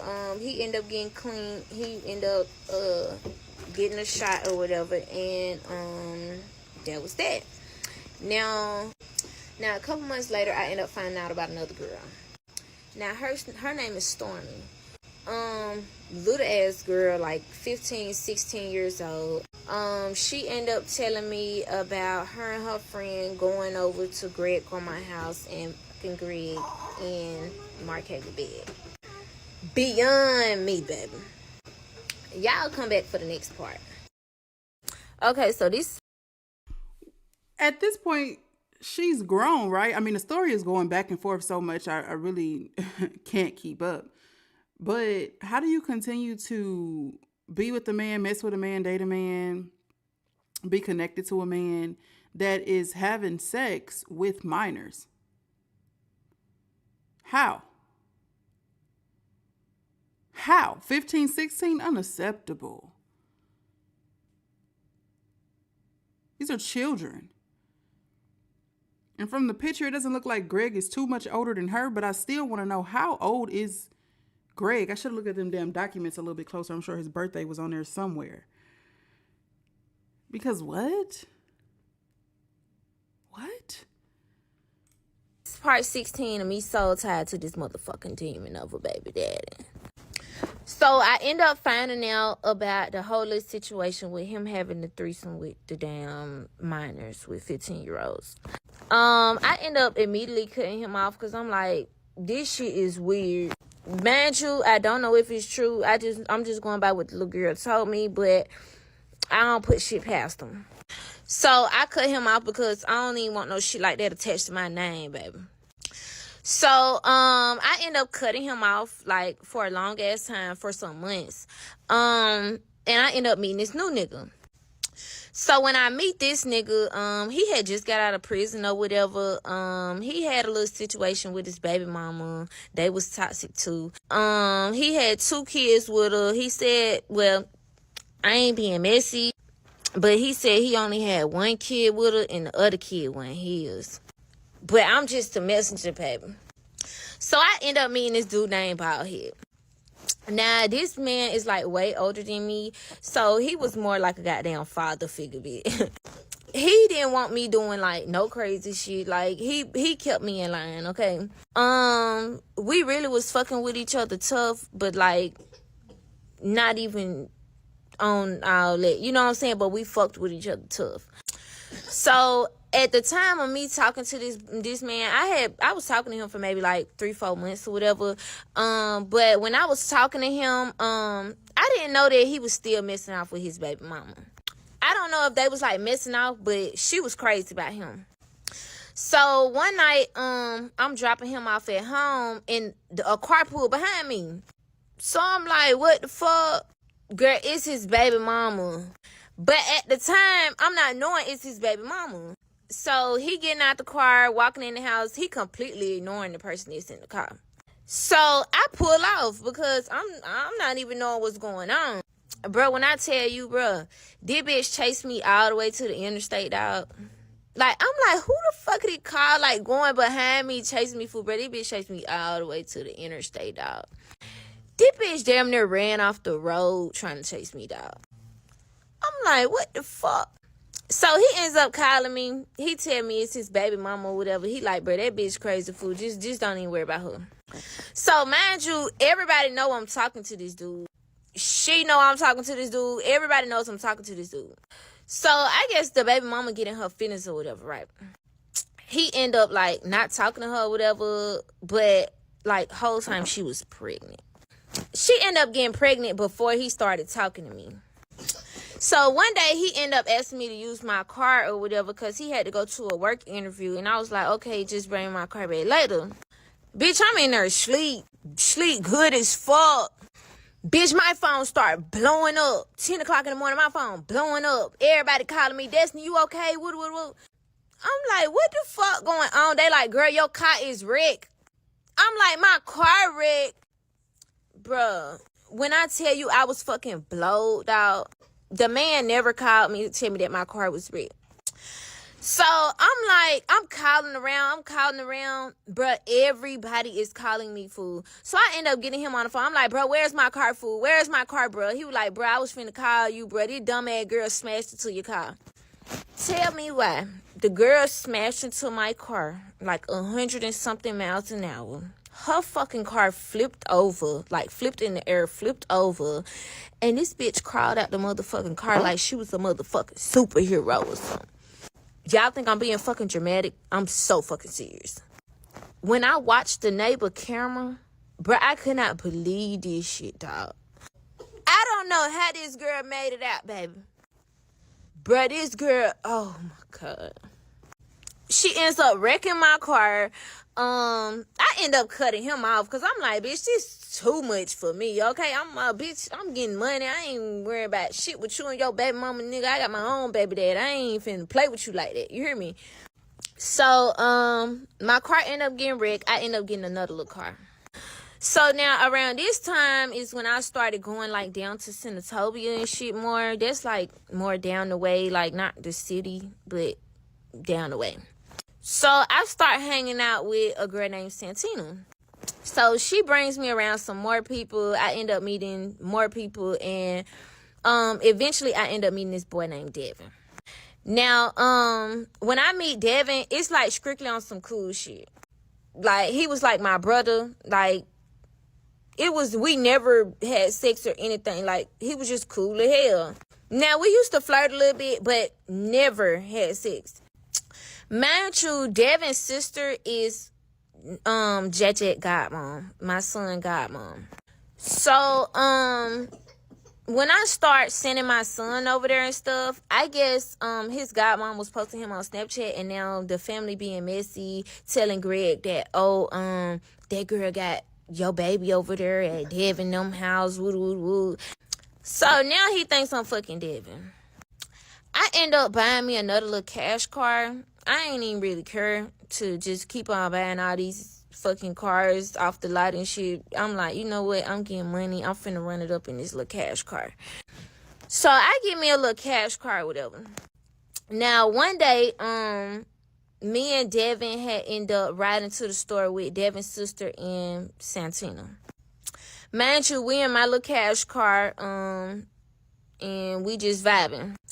So when we on the way to the store, it ended up being a car keep like riding my ass, dog. Devin is driving. I'm in the passenger seat. His sister and Santina in the back seat. Mind you, I haven't talked to my baby daddy in months. I end up getting like some no caller ID calls, and I'm picking it up, and it's Greg, and he like, where you at, bitch? Woo woo woo. And I'm like, the fuck, nigga, I'm out of town. I'm in Nashville. I ain't nowhere around there. Stop calling me, girl. So it's a car riding our ass, fool, like so fucking close, and I'm not paying attention, but I see Devin keep looking in the mirror, and he like trying to figure out what the fuck going on. So I said, that must be the police behind us. Here goes Santina crazy ass in the background. You talking about the police, bitch? That's your baby daddy. So I'm like, oh my God, fool. Mind you, we're right by the police station in Senatobia. Devin ended up trying to turn down a street off of Highway 51. He tried to turn off. Is that Highway 50? I don't know if it's Highway 51. He ended up turning off a street and trying to like go away from Greg. I'm telling him like, bro, just keep going, fool. Just keep going, bro, because this man on some more shit. Bro, tell me why this man blocked us off. Like on some whole crazy shit, bro. Blocked us off, fool. Got out the car dumping. I'm talking about dumping that bitch down. 2 guns in his hand, dumping that bitch down. Then fucking shot out my radiator. And Devin puts the motherfucking car in reverse like in Fast and Furious movie, bitch. And he just hits the gas, and like he driving, he going backwards or whatever, and fucks around and hit the fire extinguisher. Girl, Greg going crazy, bitch. Girl, all you hear is skirt. He come down there where we crashed at. Everybody jumped out the car running, but Santina. So on my little cash car, don't laugh at me, but my door behind my driver's side didn't open. And that's the side Santina was on, so she wasn't able to get out the car, but bitch, all of us took out the running. So I'm hiding in the bushes. Devin and his sister, they gone. They done left me. And Santina over there is still trying to get out the car with them. So Greg come down there like, where that bitch at? I'ma kill that hoe. Woo-doo. So Santina like, don't shoot Greg. It's me, bro. It's me. So Greg end up leaving the scene, baby. Y'all come back for the next part. Cause baby, Devin them roll bitch at done. You heard me? I had to stop them from killing Greg. Well, yeah, before I get into anything, I seen some posts of y'all over there messing with Greg family. Don't do that, okay? The sister got nothing to do with it. The grandma is a very sweet lady. Messing with his This ain't family. bashing or anything like that. This is Cut about that Greg. water off. But bitch, go on, get your snacks ready. Cause this is part 17 of me so tied to this demon of a baby daddy. So as y'all know, we end up wrecking out. Devin had backed into the fire extinguisher when Greg was shooting at us, right? So now Greg done left the scene. I'm running through the alley because I'm trying. Hey, y'all, stop out there screaming. I'm running through the alley, trying to find Deb and them. I'm trying to find Sam. I'm trying to find everybody. Like, what going on? So, we end up getting to Dev's sister house. Bitch, when I tell you they round up the troops, bitch, they rolled it done. Do you hear me? Girl, this shit was on the floor. Girl, everybody. I'm talking about, bitch, one phone call, 100 motherfuckers pulled up over there. So now everybody looking for Greg, bitch. Now it's really, it done got serious, baby. They ain't trying to hear nothing I had to say. Baby, I'm out there crying. I'm like, listen, please don't kill my baby daddy, okay? Like, please don't kill my baby daddy. Everybody mad at me. What I do? They like, Destiny, this is fucking ridiculous. Like, if you don't talk to him, then how he end up, you know what I'm saying? So just me putting other people in the mix, or they thought I was putting other people in the mix, it was like, damn, the fuck? So now everybody fucking mad at me. I couldn't stop them, baby. They had a mind of their own. They were looking for Greg for hours, baby, all motherfucking night. Do you hear me? So eventually, they was like, you know what? We gonna catch his ass. You know what I'm saying? So I had ended up getting them to just chill. Just, you know what I'm saying? I ended up getting shit a little bit settled. So now, fast forward, I had ended up getting back with Greg. Girl. When I tell you everybody was talking about me, girl. So now Greg ends up meeting this other girl. I'm not going to say her name because I'm just not going to say her name, okay? She really don't have nothing to do with this, okay? And I really feel bad for her situation. So fast forward, Greg ends up meeting this girl, right? She is not a racist, but her family is racist. Now, when Greg starts talking to her, I had found out, I had ended up having some conversations with her or whatever, and I pretty much told her how it was going to turn out. She told me she had no idea that me and Greg was together. She had no idea Greg had kids. He lied about pretty much his whole life to this girl. She pretty much had her life together at that time. But she was stuck in her head like me. So now, she ended up messing with Greg, like, and they messing with each other. The girl ends up getting pregnant, right? Now, when she gets pregnant, at the time, she's like, she don't care what nobody got to say. Like, she riding for her nigga. But on the other hand, she's remembering that she has a racist family. So now she finds out she's pregnant and she calls me. She's crying. Boo-hoo crying. Destiny, I'm pregnant. I don't know what to do. How am I going to bring this baby home to my family? This, that, and that, right? And I'm telling her, like, I completely feel bad, but I don't know what you want me to do. You know what I'm saying? Because I already told you how this was going to turn out. So she ends up getting pregnant, and shit completely changes with Greg. She no longer have contact with Greg. He don't want to talk to her. He don't want to be in the baby life. He's sending her messages telling her to get rid of the child, all type of stuff. He ends up offering to pay for the abortion, but she didn't get it. She stated that her family didn't approve of abortions, but her family also didn't approve of a black baby. So it really didn't make sense to me. So months go on, she's pregnant, and she ends up calling me again. So now this time when I speak to her, she ends up telling me, like, this is the worst thing happened to my life. I don't even know this man. She says the night that we end up having, he gave me a pill and I didn't know what type it was. Come to find out it was a pussy. So I had to backtrack right quick. I'm like, hold up, or what? Girl, when I had my baby, right, I had a C-section. I done had 4 C-sections, okay? But at the time, I only had 2 C-sections. Girl, when I tell you the fucking pain that them C-sections give you, girl. When I had my baby, okay, I came home and I could not find my motherfucking medicine. I was in pain for weeks, baby. Like, I had to just thug it out, you know what I'm saying? And girl, I just had a C-section. Couldn't find my medicine for nothing, baby. I'm steady telling Greg, I know you took my medicine. Because he kept asking me. He kept asking me for one of them or 2 of them. And I'm telling him I need my medicine. Come to find that, girl, Greg was taking my medicine, going and giving it, just emptying the shit out on him. So she ends up telling me, like, that night she don't remember nothing, what happened, this and that. I ain't even care about all that. Baby, I'm still stuck on my medicine. Y'all over there on my goddamn C-section medicine while I'm at the house in pain? This is crazy, baby. So, another couple months go on, and she ends up having the baby. Now, when she have the baby, of course, her family have no choice but to accept the baby. So she ends up taking the baby home, and the father just completely don't approve of it. I feel so bad for her. Her daddy literally left the house and never came back. Her daddy just didn't approve of her having a black baby. Now, she also told me, like, because I asked her, like, how you know he not gonna approve of the baby?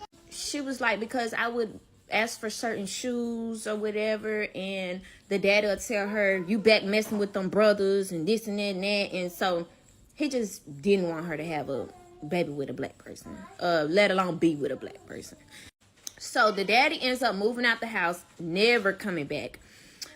He put a padlock on his door so that she can't have access to it, which she ended up breaking off. The house was in her mom's name, but her mom had passed away, so the house ended up, you know what I'm saying, going down to her. Since then, she's been living in that same home, and her daddy never came back. Now her baby is like 4, 3, 4, something like that. But her daddy never came back, girl. She haven't spoke to Greg. Greg haven't attempted to contact the baby. And it's just a dead end with that. Y'all come back for the next part. My crew, where you at?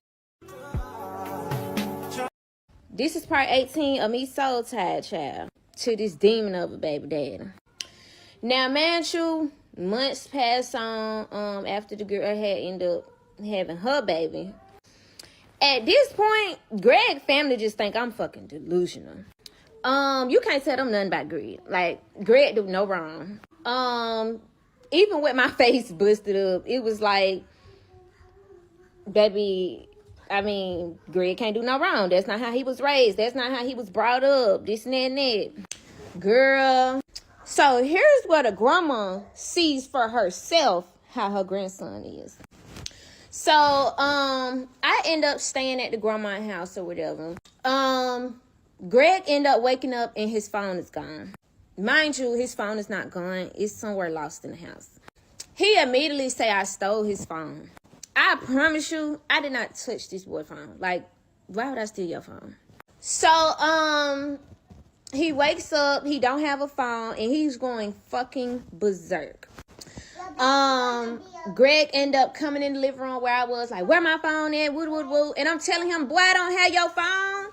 When I tell you, Greg beat the shit at me in front of his grandma. His grandma was in tears. His grandma could not believe what she was seeing.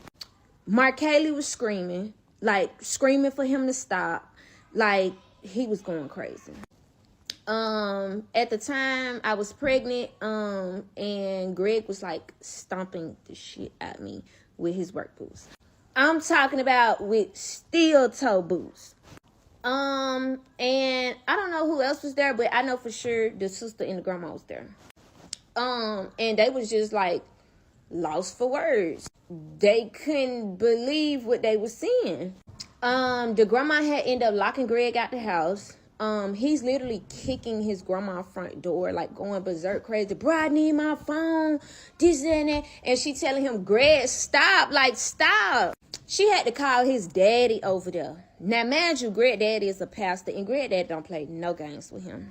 I do kind of feel like he enabled his behavior a little bit. His dad a Rolling Stone too, baby. His dad got a whole bunch of kids. His daddy got a baby way down in Broward, child. Like, well, not a baby, but a son way down in Broward. That's crazy right there. Girl, these folks way from Mississippi, girl. How the hell you got a son way in Broward County, Florida? This motherfucker went to Boyd Anderson High School, baby. Way beyond me, child. When I call the daddy and tell him, like, shit Greg doing, or ask for any type of way to contact Greg to get some type of help with these kids, he pretty much, like, I don't know what to tell you. It was literally like one day I was boohoo crying, like literally at my lowest. I damn near wanted to myself because I have 4 kids. Not 1, not 2, but 4. It was like real overwhelming. They bad as fuck. Baby, these kids was taking me down through there. And I'm literally boohoo crying on the phone with the daddy. I'm like, listen, can you please have Greg to come get his kids? Like, the daddy like, well, you got to make sacrifices sometimes. And he can maybe come get 1 or 2 of the kids, but he can't get all on. I'm like, can't get all on. Baby, I sacrifice every day of my life for 4 kids, and you telling me that he can't get all on? He was like, well, he got to be on my clock and this and that and that. Woo. Sir, I wouldn't give a fuck if that motherfucker had a personal business meeting with Jesus Christ. Do you hear me? I sacrifice every motherfucking day of my life for 4 kids. And you telling me that he is not capable of getting 4 kids? I have to be reasonable? No, you be reasonable. So the daddy just enabled all this, baby, to be honest. I don't understand why people think that, oh, the mother can handle all of this. The mother can have all the kids or get all the kids or do this and do that. And then daddies just get so handicapped, right? You so strong. You're such the man of the house. You're so this, you're so that. And you can't handle no damn kids. And I'm not saying handling kids is easy. But how do you, I know we carry them. You know, we have them. We are natural, like, nurturers and all of that. You know, I know this. But I've never understood why men just get the fucking pass to not be a dad. And not all men. Not all men. But what he mean, oh, you can probably get 1 or 2, you can get all up. He should be able to take care and handle every single last kid he lay down and had at one time. Or he need to learn how to put on a condom. He need to learn how to wrap it up. That's crazy. So the daddy pull up. The daddy end up getting Greg to calm down or whatever. I think he went and bought him a whole new phone. Like, it was not even all that serious. He ended up finding the phone that he lost. But on this day, the grandma ended up seeing exactly how Greg was. I ended up, like, trying to stab him. And the grandma told me I had to leave, couldn't come back or whatever. My friend Darius ended up getting me a apartment because, as y'all know, Greg took my credit down through there, baby. I couldn't get an apartment nowhere. So Root ended up getting me an apartment. His name Darius, but we call him Root. He ended up getting me an apartment. And pretty much I stayed there for the next 2 years. Come back for the next part. This is part 8. So everybody just has to know about the night at the pool. This is that night. And this is how we get there. So as I told y'all, I ended up meeting Greg one night. Back in the Gap, I was bad as fuck. Like, I used to be stealing cars, doing all type of stuff. Typical Florida teenager shit. So one night, my best friend had a Stolo, and he was in the car with Greg. We shared a mutual friend, which is Tyreek. I end up calling Tyreek. I'm like, where you at? Because I see them on Snapchat and shit. I'm like, where you at? They come and get me. When I get in the car, Greg didn't know who I was. He like, man, this pumping up this, whatever. As I told y'all, I've been known in Florida since I was in, like, the 5th grade. I had, like, 30,000 followers on Instagram in, like, the 5th grade. So I end up getting in the car. He ended up finding out who I am or whatever, found my Instagram, whatever. There just so happened to be a girl in the car named Paulina. Now, Paulina was known on Instagram, too. She had a lot of followers. I had a lot of followers, but, bitch, we was beefing. So, just a couple weeks ago, I had told her, like, I'm gonna catch you, bitch. So, I had ended up, catching her that night. She was in the car with Greg and Tyreek. So, mind you, at this time, I'm living with my godmom. I absolutely was on lockdown. Like, I couldn't go nowhere. Like, it was strictly church home, school home, boys and girls club home. My mom had ended up putting me out because I was just bad as fuck. My mom had a boyfriend, and I just hated him. He used to beat up my mom. He used to talk to her real bad. It would be times, like, that he had my mom on drugs. And my mom just completely forgot about my existence. Now, I don't fault her for anything that she done in the past. But it always made me feel some type of way. So my mom was with this man for 10 years, over 10 years. So he was pretty much there my whole life. It would be times that he would pretty much call me all type of names, just mentally abuse me, and just overall the worst stepdad. I don't want to say too much because this is my little sister's dad, and she follows me on TikTok.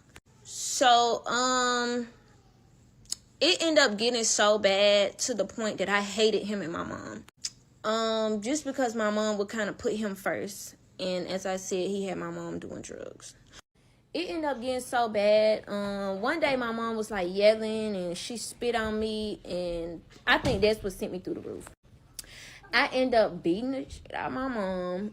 At the time I had to been like 15.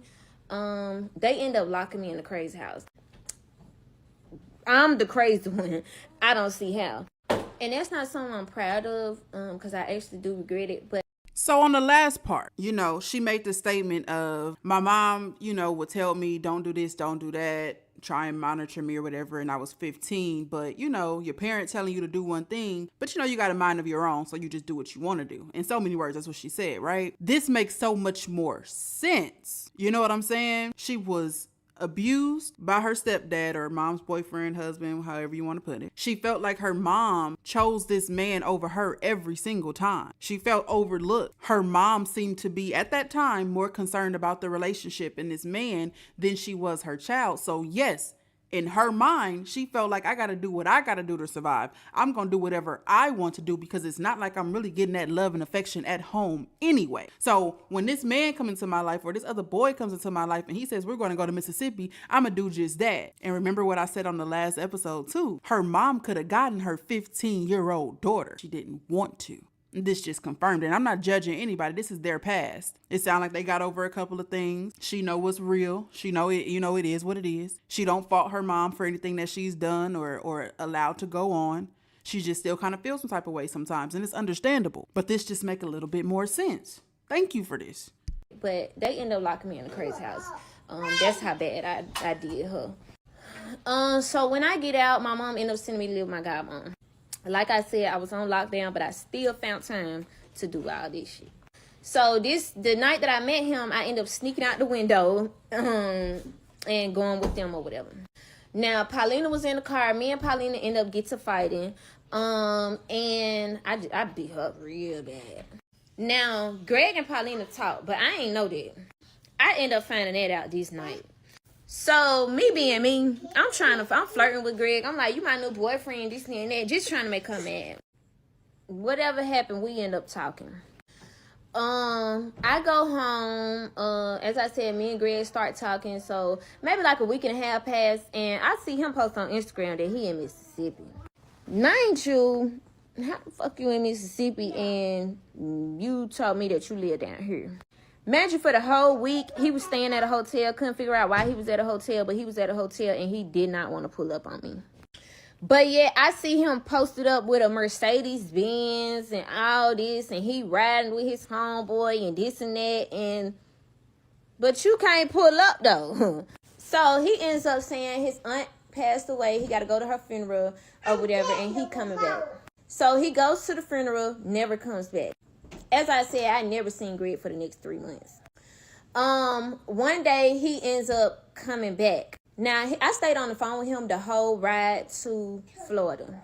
Now, the first red flag I say I noticed is that his phone was off. Baby, we getting too much money in Florida for your phone to be off. Like, this boy was working on Wi-Fi for like the first 7 months that we was together. Till I bought him a phone and paid his phone bill. Now, the 3 months that Greg was in Mississippi, baby, I was still outside. I'm talking about off the porch. Like I said, I was living with my godmom. I had ended up running away from my godmom house because she was trying to take my phone and shit. Baby, I ain't going for none of that. I paid my own phone bill. Like, so you trying to take my phone? Never. So I ended up running away and I go live with my friend London in Kite City. Now, when I get to London house, baby, me and her was like evil twins, baby. I'm talking about like we stayed in trouble together. We was stealing cars, doing all this stuff. One night we ended up stealing an undercover police car. We end up pulling on like this back road to throw the person's stuff up out the car, and somebody came out the house and pulled a gun on us. So I was driving, I tried to get away, I ended up wrecking into a tree. Now when I wrecked into the tree, all us a little bit hurt. We ain't really just hurt, but we hurt, and we got to run like 30 minutes back to London house. So when we get back to London house, I'm calling my mama. I'm like, come get me, because my mom, like I said, I'm from Pompano, and my mom pretty much live like 5 minutes away. And that's the only person I could call because my godmom at this point is fed up. So my mom ended up telling me like, yeah, go on, come home or whatever, and that was it. So when I get back to my mom's house, I stayed there for like 3-4 days, and that's when Greg came back to Florida. So one day he pops up at my house. I don't even know how he got there. He rode the bus. He didn't tell me he rode the bus until like a year later. But he ended up riding the bus to my house. I asked him, I'm like, where you come from? And he was like, he came from his aunt's house. His mom friend that he called his aunt or whatever. Whole time, that was a lie. So he told me to pack a bag. So I packed the bag, and I'm thinking I'm finna go to his house like I said. My mom, when I had packed my bag and I was walking out the front door, because at that time, it wasn't even no understanding with me. I was so far off the deep end, baby. Like, I had a mind of my own, and my mama couldn't tell me nothing. So it wasn't even like running away at that point. Like, when I got ready, I just walk about the front door. So I'm walking out the front door with my bag, and my mom like, if you leave out that door, ain't no coming back. And she stood on business when she said that. So I'm like, all right, whatever, I'm gonna get up with you. Went out the door. So, like I said, I didn't know he caught the bus there. I'm thinking you in this Benz that you been riding around in. Baby, the whole time the Benz is mama Benz, and he ain't in that mug. So now he got me walking. He's telling me that we finna walk to the stoplight because his mama at the store or whatever, and she waiting. I'm like, okay. So we get to the light. He like, oh, we just gonna go to the next light. We just gonna go to the next light. I'm like, listen, baby. Baby, I'm pumping on this. I cannot be out here walking with you. Like, the whole fucking Broward County know me. And if they see me walking, I'm finna get posted on Instagram. So he ended up taking like some back streets. We end up getting to the hotel. Now, when we get to the hotel, as I said, his phone was off. At the time, I did not know that his phone was still off. So now he trying to connect to the hotel Wi-Fi to call his mama or whatever. The mama ain't even answering the phone for him. Y'all come back for the next part. So everybody just has to. Okay, so now at this point, we at the hotel. He calling his mama. She ain't answering. And baby, we got nowhere to go. My mama done told me don't come back. And she's standing on business. So we had to sit there for hours, baby. By this time, I done fell asleep, girl. And I'm finna insert this picture, baby. Here go me sleep, girl. At the pool. I'm over here sleep. He posting these pictures on Snapchat and shit. Beyond me, baby. So now, it's like, we homeless. And I know I'm in for some bullshit. So a couple hours passed by, the security come and they like, y'all got to go. Okay. When I tell you I had to walk from Cypress, baby, if you from Broward, you know exactly what I'm talking about. By the movie theater, the old Moonlight Diner, the shoe store, all that, Five Guys, all that. over the train tracks, baby. Girl, I walked all the way to Tamarack. Is that Tamarack? Over there by the executive airport. I'm like, boy, if somebody see me, I am going straight on Instagram. So at this time, I didn't know they was homeless. Not homeless, but they was living in a hotel. So I ended up staying with them. Now, the mama took me in. As I said, they was living in a hotel, so she didn't really have no place to take me in. But she did that. His mom is a very sweet lady, but we be having our differences, baby. I'm talking about we be into it. You hear me? But his mom took me in, and I'm always appreciative of that. And pretty much we stayed at the hotel for the next 6 months. We end up moving into an apartment. The mom had got an apartment at Celebration Point. So now when we move in, that's where the toxic shit started. Me and Greg start fighting, and the mama like, she ain't going for that. We had got into it a couple times, and I like went on Instagram and talked about him or whatever. But when the mom moved into the apartment, she set down some rules. And she like, listen, it ain't gonna be none of that fighting or none of that. And y'all don't be telling people y'all live here. Well, not y'all, but don't be telling people y'all live together. At the time, she didn't want her family to know. Her family's from Mississippi. She didn't want them to know that she took me in. As I said, the mom was very nice, loving to me. She treated me like her own daughter. And basically, she took care of me. Now, over time, she like, y'all need to sign up for school. I need to get y'all in school. I had dropped out. Greg had dropped out, and we was just bad as fuck. So she put us in alternative school, and so now we have to go to school, but we didn't. And the mom never was really home. She was like out all the time. Now, when I say out, I don't mean partying, because she never been a party type of person. I've never seen her go partying. But she was out always getting money. So, while she was gone, that's when like the toxic shit started. Greg started fighting on me and shit, and I never told her. I think she knew, but she didn't have confirmation. So she'll say like, Greg, you better not be fighting on that girl. And pretty much, yeah. One night the mom wasn't home, and Greg had ended up like choking the shit at me, doing all this shit, and I had to go to the hospital. When I came back from the hospital, she was asking questions like, what's wrong with you? And you better not be lying to me or whatever. And I just lied to her and told her that I had an asthma attack. Now, y'all probably wondering like, why you ain't tell her? I don't know why I didn't tell her. I kind of didn't feel comfortable telling her, and I was kind of scared to tell her. So I lied, said I had an asthma attack or whatever, and that was the end of that. Over time, it was like getting worse, baby. But the mom knew nothing about it. When I got pregnant with Dream, she knew, like probably mother's instinct. She knew. And she had sat down and talked to me and was like, Destiny, you better not be pregnant. And I'm like, nah, we don't even be doing that type of stuff. And she knew I was lying, but she went with it. Over that time period, Greg really tried to turn his mama against me. Like, he hated that me and his mama was so close. She trusted me more than she trusted Greg. Like, she'll go to sleep with her keys up under her pillow because he was constantly stealing her car. And, like, she'll tell me, Destiny, don't let that boy get my keys or whatever. And, girl, I used to go in there and steal the keys for him. Like, she didn't even want Greg going in her room because that boy would constantly steal her car. But I go in there, she be like, what you doing, Destiny? I be like, nah, Mom, I'm trying to get something. And I be stealing the car and shit. Now not stealing the car, but stealing the keys for him. And now she calling in Mississippi like, Mama, this girl done stole my car, this and that, woo. Like, I'm the bad guy. I'm just the middleman, baby. So, yeah, like, he had me stealing his mama car keys for him and shit. Like, baby, it was all over the place.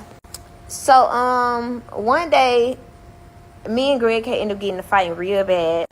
I had ended up macing them. I had maced the mama and Greg. I didn't mean to mace her, but I was trying to mace Greg, and I accidentally maced the mama, and she was holding her baby.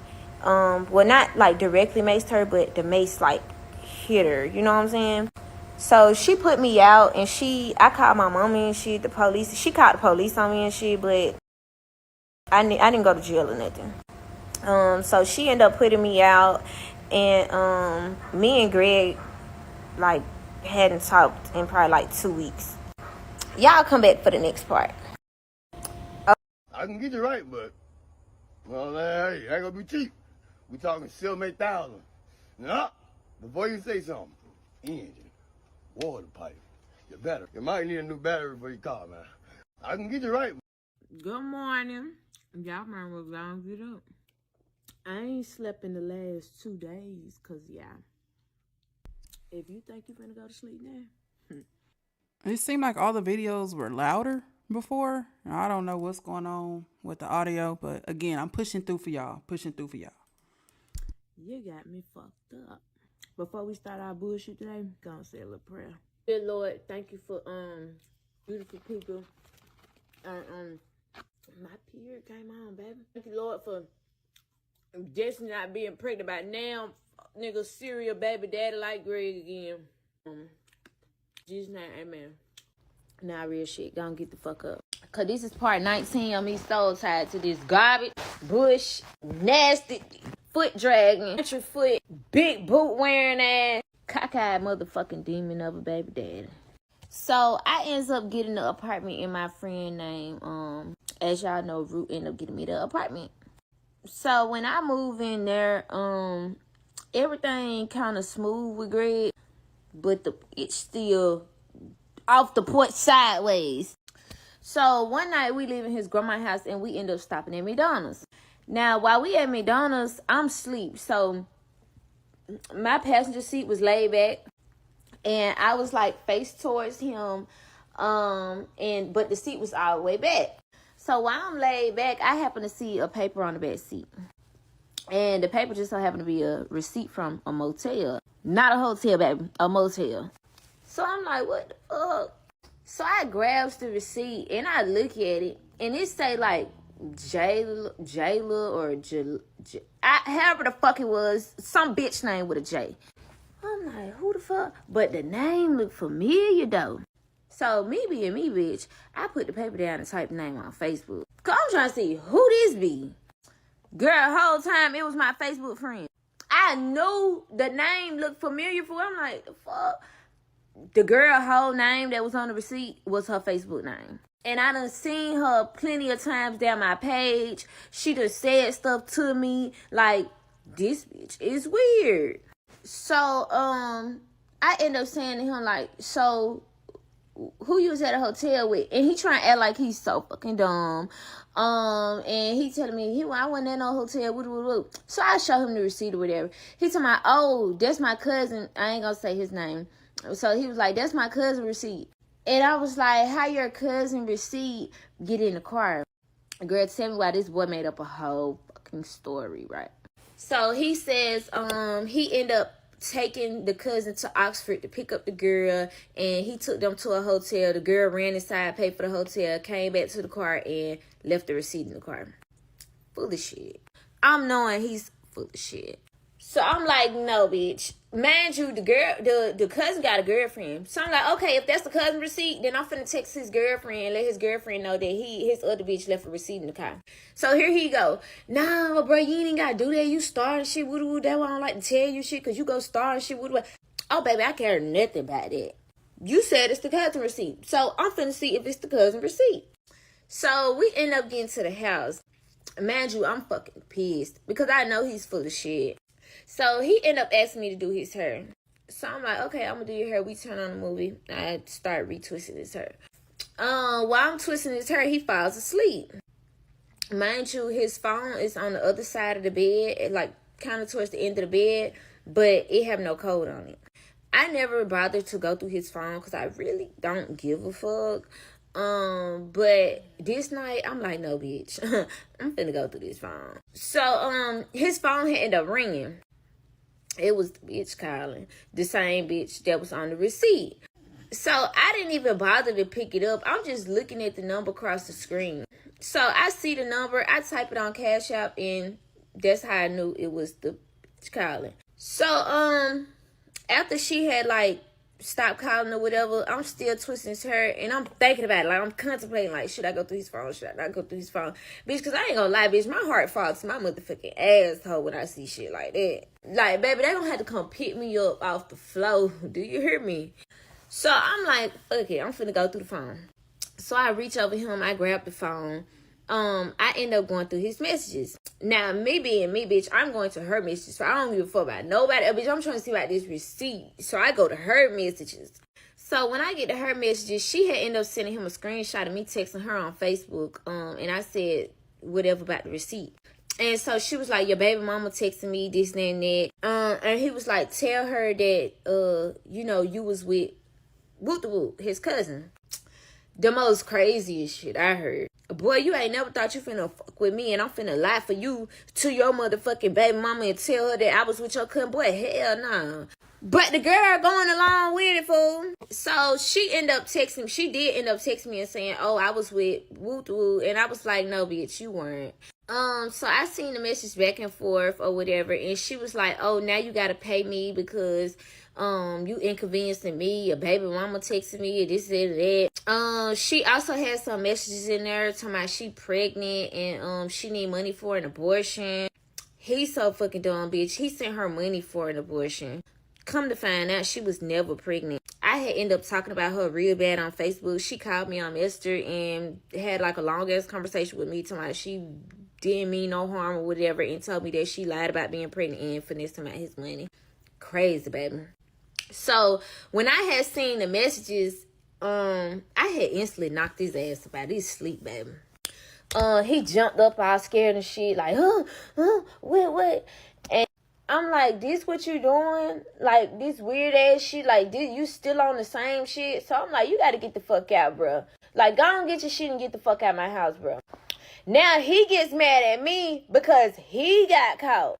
Girl, the most craziest delusional shit I ever in my fucking life heard. So he ends up pulling a gun on me. I'm telling him, like, put that fucking gun down. Like, stop pointing that gun at me. You weird as fuck. Like, and in the midst of us yelling back and forth at each other, like, you know when it just be so much commotion? Like, you yelling, I'm yelling, like, everybody like, shut the fuck up. Bitch, it was like one of them moments. He up there waving the gun around and shit, acting like a crazy person, end up shooting the gun in the apartment, fool. Dumb motherfucking ass almost shot himself. He had the gun in his jacket pocket and he doing like this, waving the damn shit around like that in his pocket, like yelling, you know what I'm saying, all the fucking hand movements and shit. End up shooting through his jacket. Almost shot his motherfucking self. Shot through my motherfucking apartment floor and it goes through the lady downstairs motherfucking apartment. Oh, bitch, I ain't mad as fuck. He instantly chilled out. He instantly like, bro, chill, fool. I don't know. Most stupidest shit I ever in my fucking life. I really, honestly, to be honest, I think something is really fucking wrong with him. Like, how do you just go from fucking berserk crazy to chill? Like, bruh, I'm fucking lost for words, okay? So I'm like, you a He goes straight from going crazy to chill because he knew he had messed up. See, with you, he can go back and forth, threaten you, beat you up, whatever. And you have proven yourself to call the police. You'll call the police or whatever the case may be. But when you get a whole nother citizen involved, he could have shot through that ground and killed somebody. He don't know what he had just got done doing. So that's how he was able to chill. A question that I've been thinking for a couple of these episodes is, where is his mama? Did she say it? Did I miss it? Y'all let me know. Because we hear a lot about grandma. Grandma is an enabler. Daddy is an enabler. Where his mama at? Grandma give energy of they're hiding something from him that they don't want him to find out, so they let him get away with anything. They let him do whatever he want to do. You want a girl over here? Let her come. You gonna have 50 babies? Just have them. As long as you don't figure out what this deep, dark family secret is, we gonna let you do whatever it is that you want to do. You a dumb motherfucker. You a stupid motherfucker. Now, what if you would have shot me? Like, you know what I'm saying? Like, I'm spazzing on his ass. So after like a whole fucking hour of us motherfucking arguing and shit, he called himself tired, baby. Oh, me, baby, I don't get tired. Good morning. Y'all remember we're gonna get up. Let's go and get into it. No, thank you. This is part 20 of me so tired to this demon of a baby daddy. Now, I ain't gonna lie, baby. I got a little animosity, boo. I like I'm that mad hair. as a mug. Damn, that pink is hidden. Shit, I like that. So hair. yeah, I got a little attitude. So since I'm a deadbeat, let's go and talk about you, deadbeat. So y'all remember the trip I ended up taking to Florida with Greg, the $10,000 trip where he goes on the yacht and do all the water sports, correct? Okay, cool. So we drove to Florida. We didn't catch a flight. We drove his car to Florida that he got by filing my kids on text and not telling me about it, baby. I knew nothing about him filing my kids on text. Man, you do nothing for my kids, but you filed my kids on Texas, baby, please.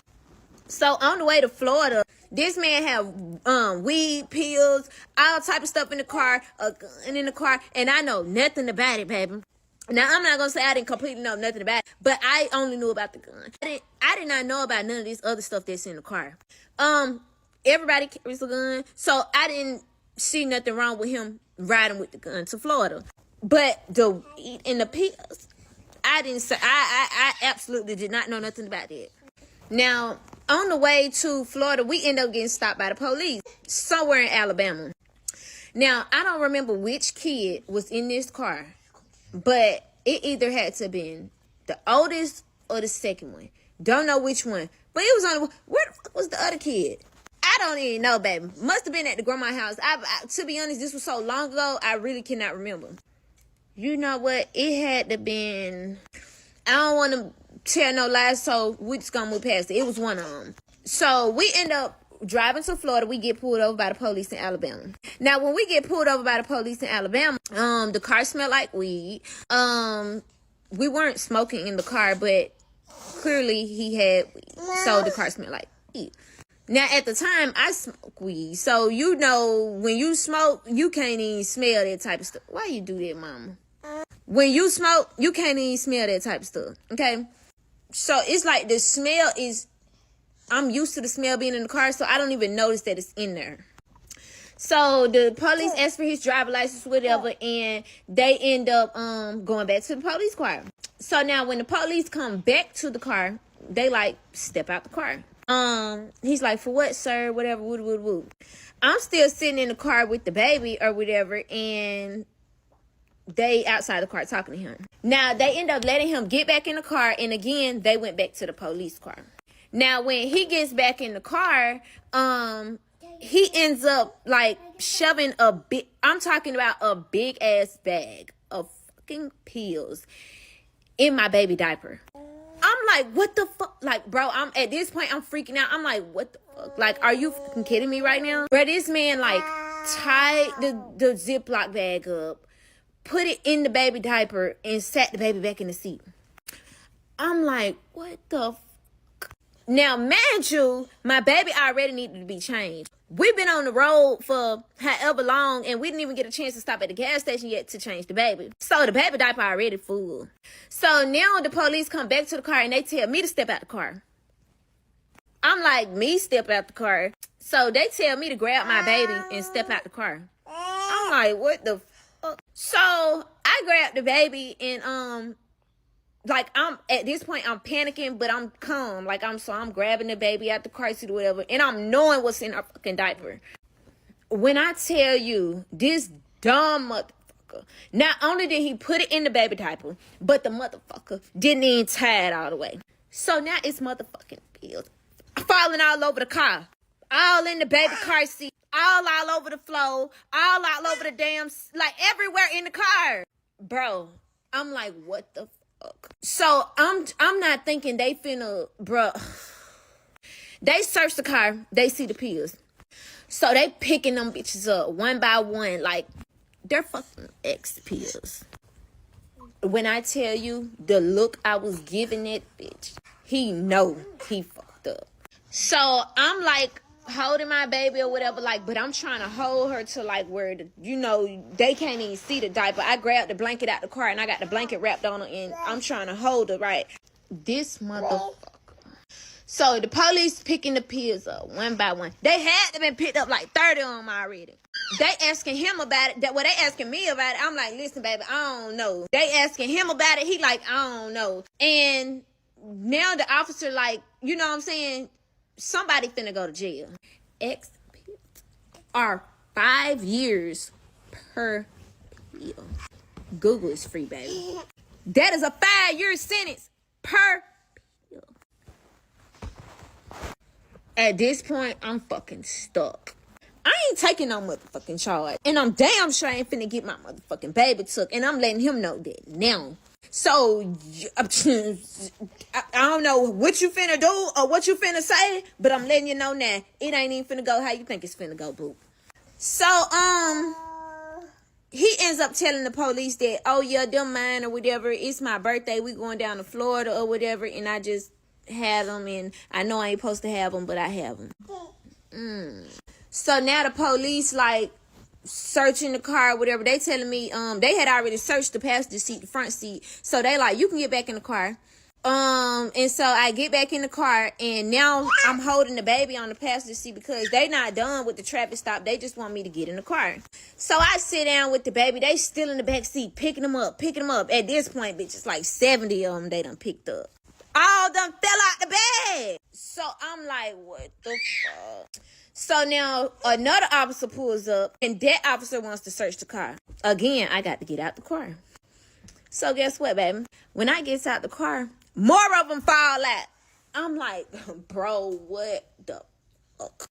He puts me on the back seat. I said, listen, I need to sit down. So he tells me to get in the back seat. When I get in the back seat, more of them falling out. Bruh, at this point, like, I don't even know what to do. Like, I can't even stand up outside the car because these motherfuckers is just falling.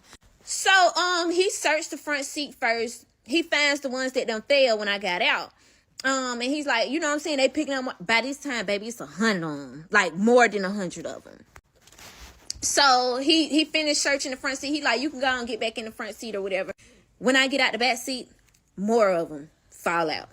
So, now he goes to the back seat. And he's finding them. And the lady's like, what the fuck? Because I just searched the back seat. When I tell you, like, at this point, my fucking nerves are through the fucking roof. Mind you, this is not the first time he's done this to me. I literally, like, had to lie to these people, tell them I just had a C-section. This is my C-section medicine, which was some Percocet. And that's how he ended up not getting a charge for them. And they was in a Ziploc bag. And I said, oh, well, they're in a Ziploc bag because, you know, I had made up some type of story about the pill bottle. So, I ended up getting them off that time. Baby, this time, I wasn't even going, like. But y'all got two different stories. The dudes took accountability and said, I'm going down here for my birthday, so I got some. I know I ain't supposed to have them, whatever. Then you turned around and said, oh, well, no, they actually mine because I just had a C-section and they let y'all go. Like, either these just some really dumb cops or we missing something. Got to be. Like that, bro. My kid finna get took and everything. I'm not even finna go like that. So now they blow. Like, the police is blow. They like, bro, it's so many of these more. And I just searched the back seat or whatever. So at this point, I'm like, well, I must have sat on some when I was in the back seat. And, you know, when I came to the front, it must have it was already on my pants. She goes for it. Now, the police end up letting me stay in the car, but they talk to him. They end up talking to him for a little minute. Mama, can you please move? So they end up talking to him and just lets us go. Baby, at this point, I'm looking at him with the side eye. Because I'm like, no ticket, no nothing. You just letting us go? Have a safe trip? It's giving very federal fed. It's giving police. I'm like, what the fuck? He like, bro, we blessed, fool. We blessed. This and that. No, we ain't no motherfucking blessed. Somebody in this motherfucker is a police, and it ain't me. Girl, come back for the next part. The beatings, and then she talked about that first hostage situation. I didn't know nothing about the first one. Now, but I was born and raised in Mississippi. And so I'm like going down, and y'all see the mugshot of Greg in the building right over here. We hope. It looked like those were witnesses of people who can say that this story is true. If you guys want to check that out, head over to the original TikTok page, and they're all still listed there. The TikTok page is down in the comment section. Blah. The TikTok page is down in the comment section. Check it out. Let's finish this up. Listen, don't be trying to rush me, baby. This is part 21 of me soul tied to this motherfucking demon over baby dad. So here it is. We end up getting pulled over in Alabama, and now we go to Florida for the birthday trip. We ended up getting into it on the trip. He got caught texting this girl. She was a young ass girl, but she was like a messy bitch. Like, this, I knew we was together, but she was just so fucking messy. So she ends up posting him on her story and was like, oh, I love you, this and that and that. And I'm like, after I just spent $10,000 on your trip for your birthday? Never. So we get into it real bad. He ends up smashing the TV in the hotel, like completely destroying the hotel room. Now when he does this, I'm fed up, baby. Like at this point, I'm ready to go home anyway. So we get put out the hotel, blase happens. We end up going back home. When we get back home, it was like the same bullshit. He was just on the same shit. So now a couple months pass by and it's Halloween. So this happened in June. His birthday was June 18th. Now we get to Halloween. So on Halloween night, it ended up being some type of person going around killing people. And they just so happen to drive the same type of white truck that Greg drives. So we get to the light on 2-lane and the police get behind us. It was no type of traffic violation or nothing. They just get behind us. Now when they get behind us, baby, I done already sparked my blunt up. So for no reason was I finna put my shit out.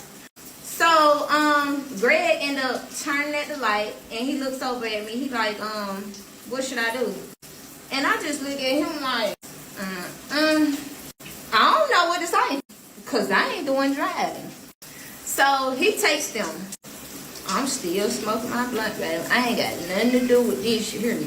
So he takes them. He driving so crazy. He out on back roads. He everywhere, baby. And I'm just over there smoking my blunt. At this point, baby, I don't even know what to say. They so far behind. They bus is behind us, baby. They might well give it up. So he ends up losing them.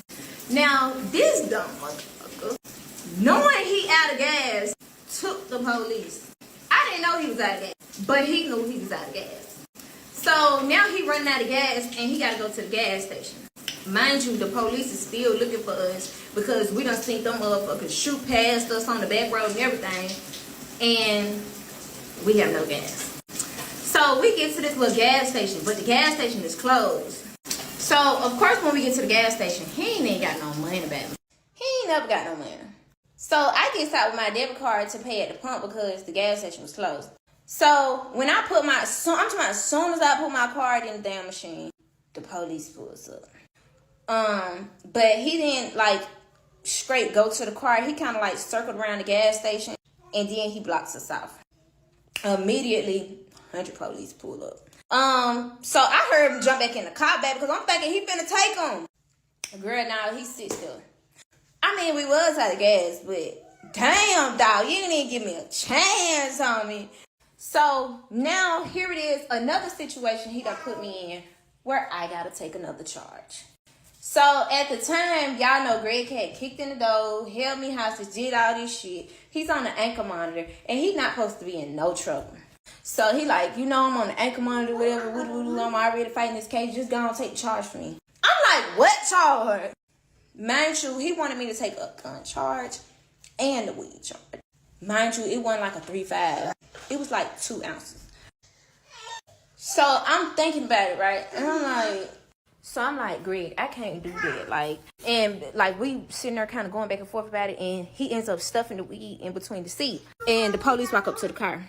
So now I have no choice now because he clearly already made it known that he ain't finna take it. And I'm sitting over there like, I'm trying to tell him that I can't do it. And then like the police just walks up to the car. So when the police get up to the car, they like, step out. Like, cause he already done took him on a chase with them. So they make him step out the car. I'm still sitting in the car. They immediately put him in handcuffs, put him in the back of the police car. Now they come over there to me. They want to check my ID and do all this and that. And I'm like, baby, I'm just a passenger. I'm like, I ain't got nothing to do with this, baby, okay? So, as I told y'all, I was still smoking my blunt. So I had a blunt or whatever, and that mug was still lit up. So the police like, where the weed at? I'm like, what weed? I ain't got none. This all I got right here. So he takes my blunt. He steps on it and like smushes it on the concrete. Pissed me off, baby. Do you know how much money I spent on weed? And you got the audacity to be stepping on my shit? Child. So he's like, I know there's some more weed in here. So you might well just go and give it to me. I'm like, no, boo, we got to negotiate something. You hear me? So I'm steady telling him ain't no weed in the car. He ends up searching the car and he only finds the gun. So he like, who gun is this? He first takes the gun to Greg to the back of the police car and was like, is this your gun or whatever? I guess Greg told him no. So then he comes back and I'm like, it's mine. He was like, well, you know why I have it, this and that, and I ain't got no carry and this and that. I was like, because I just met this dude. I don't know him. This is my first time linking with him, and niggas be on some weird shit. They be trying to rape people and kidnap people and all type of stuff, so I need to have a gun. So he went for that. He ended up calling in the gun, checking that it wasn't stolen. It wasn't stolen, so you know what I'm saying? He ends up putting the gun back in the car. Now with the weed, he keep asking for the weed. Now he's like, at this point, if you don't give me the weed, you finna go to jail. I'm like, listen, baby, can we negotiate something? So he's like, what? You know what I'm saying? What? So he like, it depends on how much it is. And I'm like, okay. So if I give you weed, you ain't gonna charge me with it. And he was like, whose is it? I said, it's mine, but I ain't trying to get charged with it. So he was like, go on, give it to me. I ain't gonna charge with it. I was like, no, you got to pinky promise me you ain't gonna charge me with it. And so he ends up pinky promising me that he ain't gonna charge me with it. So I give him the weed. I end up reaching down in between the seat and I got it and gave it to him. Mind you, this is a pickup truck. So it have like one row and then it's like seats, you know what I'm saying? But it's like real thin, you know, in between the seats, and it was all the way down. So I reached down there and I get it and I gave it to him. And he didn't end up charging me with it. So by then some more officers had pulled up and like I still had to go to jail, but they weren't gonna charge me with possession. Now mind you, in Mississippi, if you get like charged with a weed charge and you got a gun in the car, that's trafficking. So I was really supposed to be in a predicament, but the officer had ended up fucking with me. And he was like, all y'all had to do was stop, because we wasn't even stopping y'all for a violation. We was looking for somebody with this same exact car. So the man who ended up chasing Greg, he was pissed. So he like, both of them going to jail. Mind you, Greg wasn't even supposed to go to jail because they weren't even looking for him in the first place. Yeah, he took them on a chase, but they just wanted to be petty anyway. So they takes him to jail for paraphernalia because he had a pack of backwoods. And they take me to jail for paraphernalia because I had to leave. And the officer was just so competitive to me. And he just wanted me to go to jail. Baby, I ain't the one ran from you. So both of us end up going to jail. They towed the car. Mind you, the car that Greg was driving was in Greg daddy's name. The pastor. We ain't even supposed to be with each other. His daddy told him, like, if I bond you out on that $500,000 bond, you ain't even supposed to be around her. Like, it's over with. So now the police have to call Greg daddy to tell them that we was together and they just had to tow the car because we going to jail. Come back for the next part. This is part 22 of me so tied to this demon of a baby dad. So now we end up going to jail. Now both of us at DeSoto County Jail, and we both calling grandma. I'm like, Mom, come get me because Greg just got me sent to jail. Woo. I'm pretty sure he because it's like a woman's side and a man's side. So I'm pretty sure he over there calling his grandma too. So she like, I'm finna come get y'all, whatever. She ends up sending the same bondsman that I be getting for Greg. So the grandma like, I gotta be to work. I ain't coming to get y'all. Y'all gotta find y'all own ride. So the bondsman ended up giving us a ride home. And it was like 4 a.m. He like, I'm just so tired of y'all. Like, when is y'all gonna stop? But it don't even stop there. So this was Halloween. Now it comes closer to Thanksgiving. I'm not exactly sure when, so I don't want to lie. I had ended up having court for domestic violence or whatever. This charge come from one of Greg's girlfriends I don't know which one. One of them I done beat up. So I had court. My court was at 9 in the morning. Whatever, it was sometime close to Thanksgiving. So my court was at 9 in the morning, and 11, 12, they done took a whole lunch break. Come back, it's about 2, 3 o'clock. I still ain't see a judge. I'm mad as a mug. So I walk up there. I'm like, when y'all gonna call my name back? Because I've been here since 9 in the morning. So it's this white man. He been there for years. Can't stand him, baby. So he was like, you need to go sit down. And I said, I'm not finna sit here. I'm finna walk up out of here, and then I'm just gonna have a warrant, because I'm not finna sit here. So, he was saying some shit about if I walk out, then that's on me, this and that. I tried to be patient, baby. So I go and sit down. Another hour done passed. The man still ain't called me, bro. Like, now I feel like you done put my name all the way at the back of the packet, bro. Now you pissing me off, dog. So I go back up there. I said, bro, y'all got me fucked up. I'm not finna sit here all day. So he like, oh, you need to watch your language. You saying, hey, woo. I'm like, bitch, you don't tell me shit. The fuck, I'm grown as hell. So he was like, say one more thing and we're gonna put you in contempt. Baby, you ain't saying shit to me. Now, at the time, I didn't know I was pregnant. Baby, when I tell you my attitude was bad, okay. Like, you know, when you first get pregnant and, like, your whole mood just changed. I'm talking about on 10. Girl, I was on 10 with his ass. So the judge got somebody up there. Well, somebody talking to the judge about their case or whatever. They going through whatever. And I'm over there arguing with this man. Baby, I ain't even going. So, he ended up saying something to me, and I tried to walk out the court.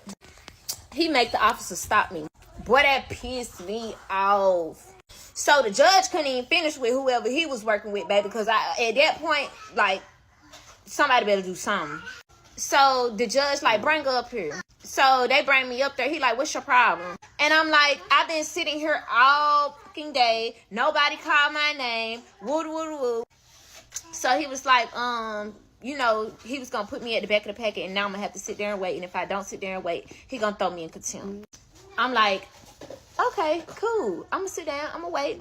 But then I just had to think about it. Like, no, bitch, you got me fucked up. So I start making random outbursts in the court. I start saying something like, man, this shit pissing me off. Like, this and that. So I guess I'm interrupting him, baby. So he was like, say one more thing, and I'm going to throw you in jail for 3 days. And did. Because you don't tell me when to shut the fuck up.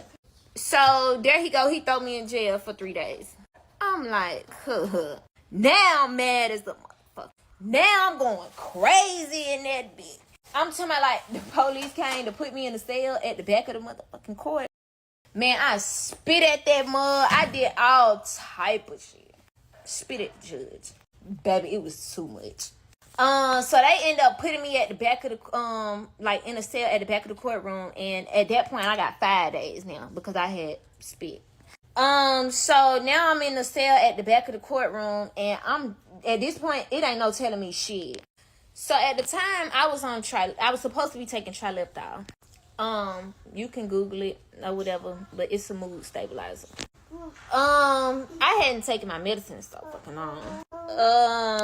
So now I'm pissed the fuck off. At this point, it ain't no calming me down. So I'm in the back of the courtroom. It's like a fucking gate, like a gate cage, like wire. I don't even know what the fuck to describe. Metal cage, whatever. And I turn around. So this is the cage. I turn around and I'm kicking that bitch. I'm talking about going ham, kicking that bitch. I'm disturbing the whole court. Like, at this point, they can't even, and they're backed up, by the way. They can't even finish court. The judge had to stop and come in there. So he come in there, he's like, are you okay? Are you on any type of drugs? Do you take any type of medicine? I said, man, I ain't on shit. You got me fucked up, and I want to go home. And he's like, I'm not going home. Woot. Okay, cool. So as soon as he walked back out the door to go continue court, I smashed on that bitch some more. At this point, they bring me back out there, and they're like, he's like, if you keep on, you're gonna be in there for 7 days. And that's my last time telling you. At this point, I'm like, fuck it, we ball. Because you already done gave me 3 days. Then you gave me 5 days. Now you tell me, bitch, you give me 30 days. I'm my mama, I want to go home. So when they put me back in the cage, I kicked that bitch some more. At this point, I done disturbed the whole courtroom that it ain't even no like leaving me in there. Like at this point, just transport her to the jail. So they end up like getting tired of me. It took like 3 officers to come in there. I was kicking and doing all type of stuff. They end up taking me to the jail. I don't know what the fuck was wrong with me this day, but bitch, I was on 10.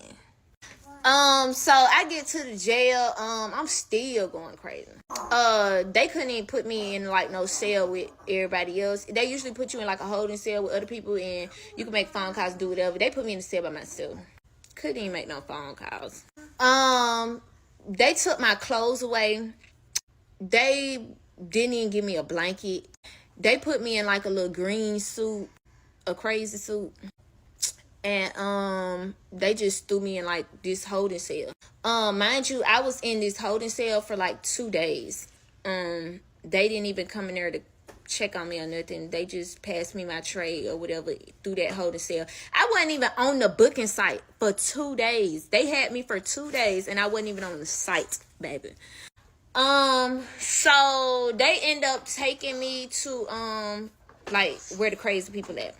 When they take me over there, they end up putting me in a room like with padded walls. Mind you, I'm like 2-3 days in now, and I ain't made one phone call home. Now when they put me in there, they take my green suit away, and I absolutely have no clothes. So now I'm in a room with a camera, no clothes on, and yeah. So you know how a stand-up shower have like, you know, the little drain or whatever. That's how it looked inside of the room, and that's where I had to piss and shit. So when they got me in there, I was doing like all type of shit. Like I was shaking my ass at the officers, doing all type of shit to the point that they covered up my window. But it was still a camera looking at me. I was bending over in front of the camera, like I don't know. I was just doing shit. So I ended up staying in there for like 4-5 days. Like I didn't even go to general population for like only the last 2 days that I was there. So they had me in there. They was doing me bad, dog. They were doing me so bad. They beat the fuck out of me. I ain't gonna lie, they did that. And then when they end up doing that, like I had ended up balling over, throwing up real bad or whatever. And when I end up throwing up and shit, I had told them, like, I think I'm pregnant. Now, the lady coming there saying I'm being dramatic, woo. How you, mind you, they always see me, so they like, you keep on having kids, this and that and that. They tell me I'm not pregnant. You just had a baby. How you pregnant again? Mind your fucking business. So, mind you, this after they beat the shit out of me. So, she had ended up, bringing a pregnancy test, and they made me pee on it, and I was pregnant. Now they looking stupid in the face. I'm saying, I'm finna sue you, bitch. I'm finna sue the fuck out you, bitch. So now, a couple days passed. They end up sending me to general. So now it's like my last 2 days, and I go to general population, and I'm chilling. Now y'all gotta come back, cause I end up getting fighting with a pregnant girl. Okay. I don't care about the pregnant girl. I really don't care about the jail stories, you know. Part 22, soul tied to this demon of a baby daddy, and this whole part had nothing to do with the demon of the baby daddy. So I'm gonna cut y'all this deal, all right? Because I mentally can't take anymore, especially with the ums. It was blowing me, all right? No shade, you know, towards the creator of this series. It went viral. Lots of people love it. Some of you guys are probably like, no, King, continue to react to it. I want to see your reaction. I really don't have much of a reaction. Y'all know I like to be transparent with y'all, and I have lost interest like 10 parts ago. Okay, so I thugged it out as long as I could with you. You got 3 parts out of me. You can definitely go check out the rest of her series. Go run her views up, run her comment section up, and continue the story to the very, very end on her TikTok, because her story comes to an end on King's Corner right now. All right. And I typically don't do that. But like I said, being transparent, I've lost interest. It's not catching my attention, and it seems just super duper drawn out. This entire 9-minute video could have easily been 3 minutes. I acted a fool. I cut the rug. They threw me in jail. When I went in jail, I was showing my ass. I was doing this. They put me in a padded room. I was throwing up everywhere. Come to find out I was pregnant. Whole time they whooping my ass. And I'm like, oh, I'm finna sue y'all motherfuckers. So now everybody looking stupid. And then now I'm going to the general public, whatever the hell she called it, situation. And this is where I get into it and I start fighting another pregnant girl or whatever the case may be. You see how I summed that up? I got to the point. She not getting to the point enough for me. So look, if you like videos like this and you want to see more is to come. Don't forget to like, comment, subscribe, share, because right now, King Day is out. Peace. The motherfucking building. Run it up was up. Yeah, BRISKO, not know when was up. Run that shit, we had all the show. Say that shit for your camera roll.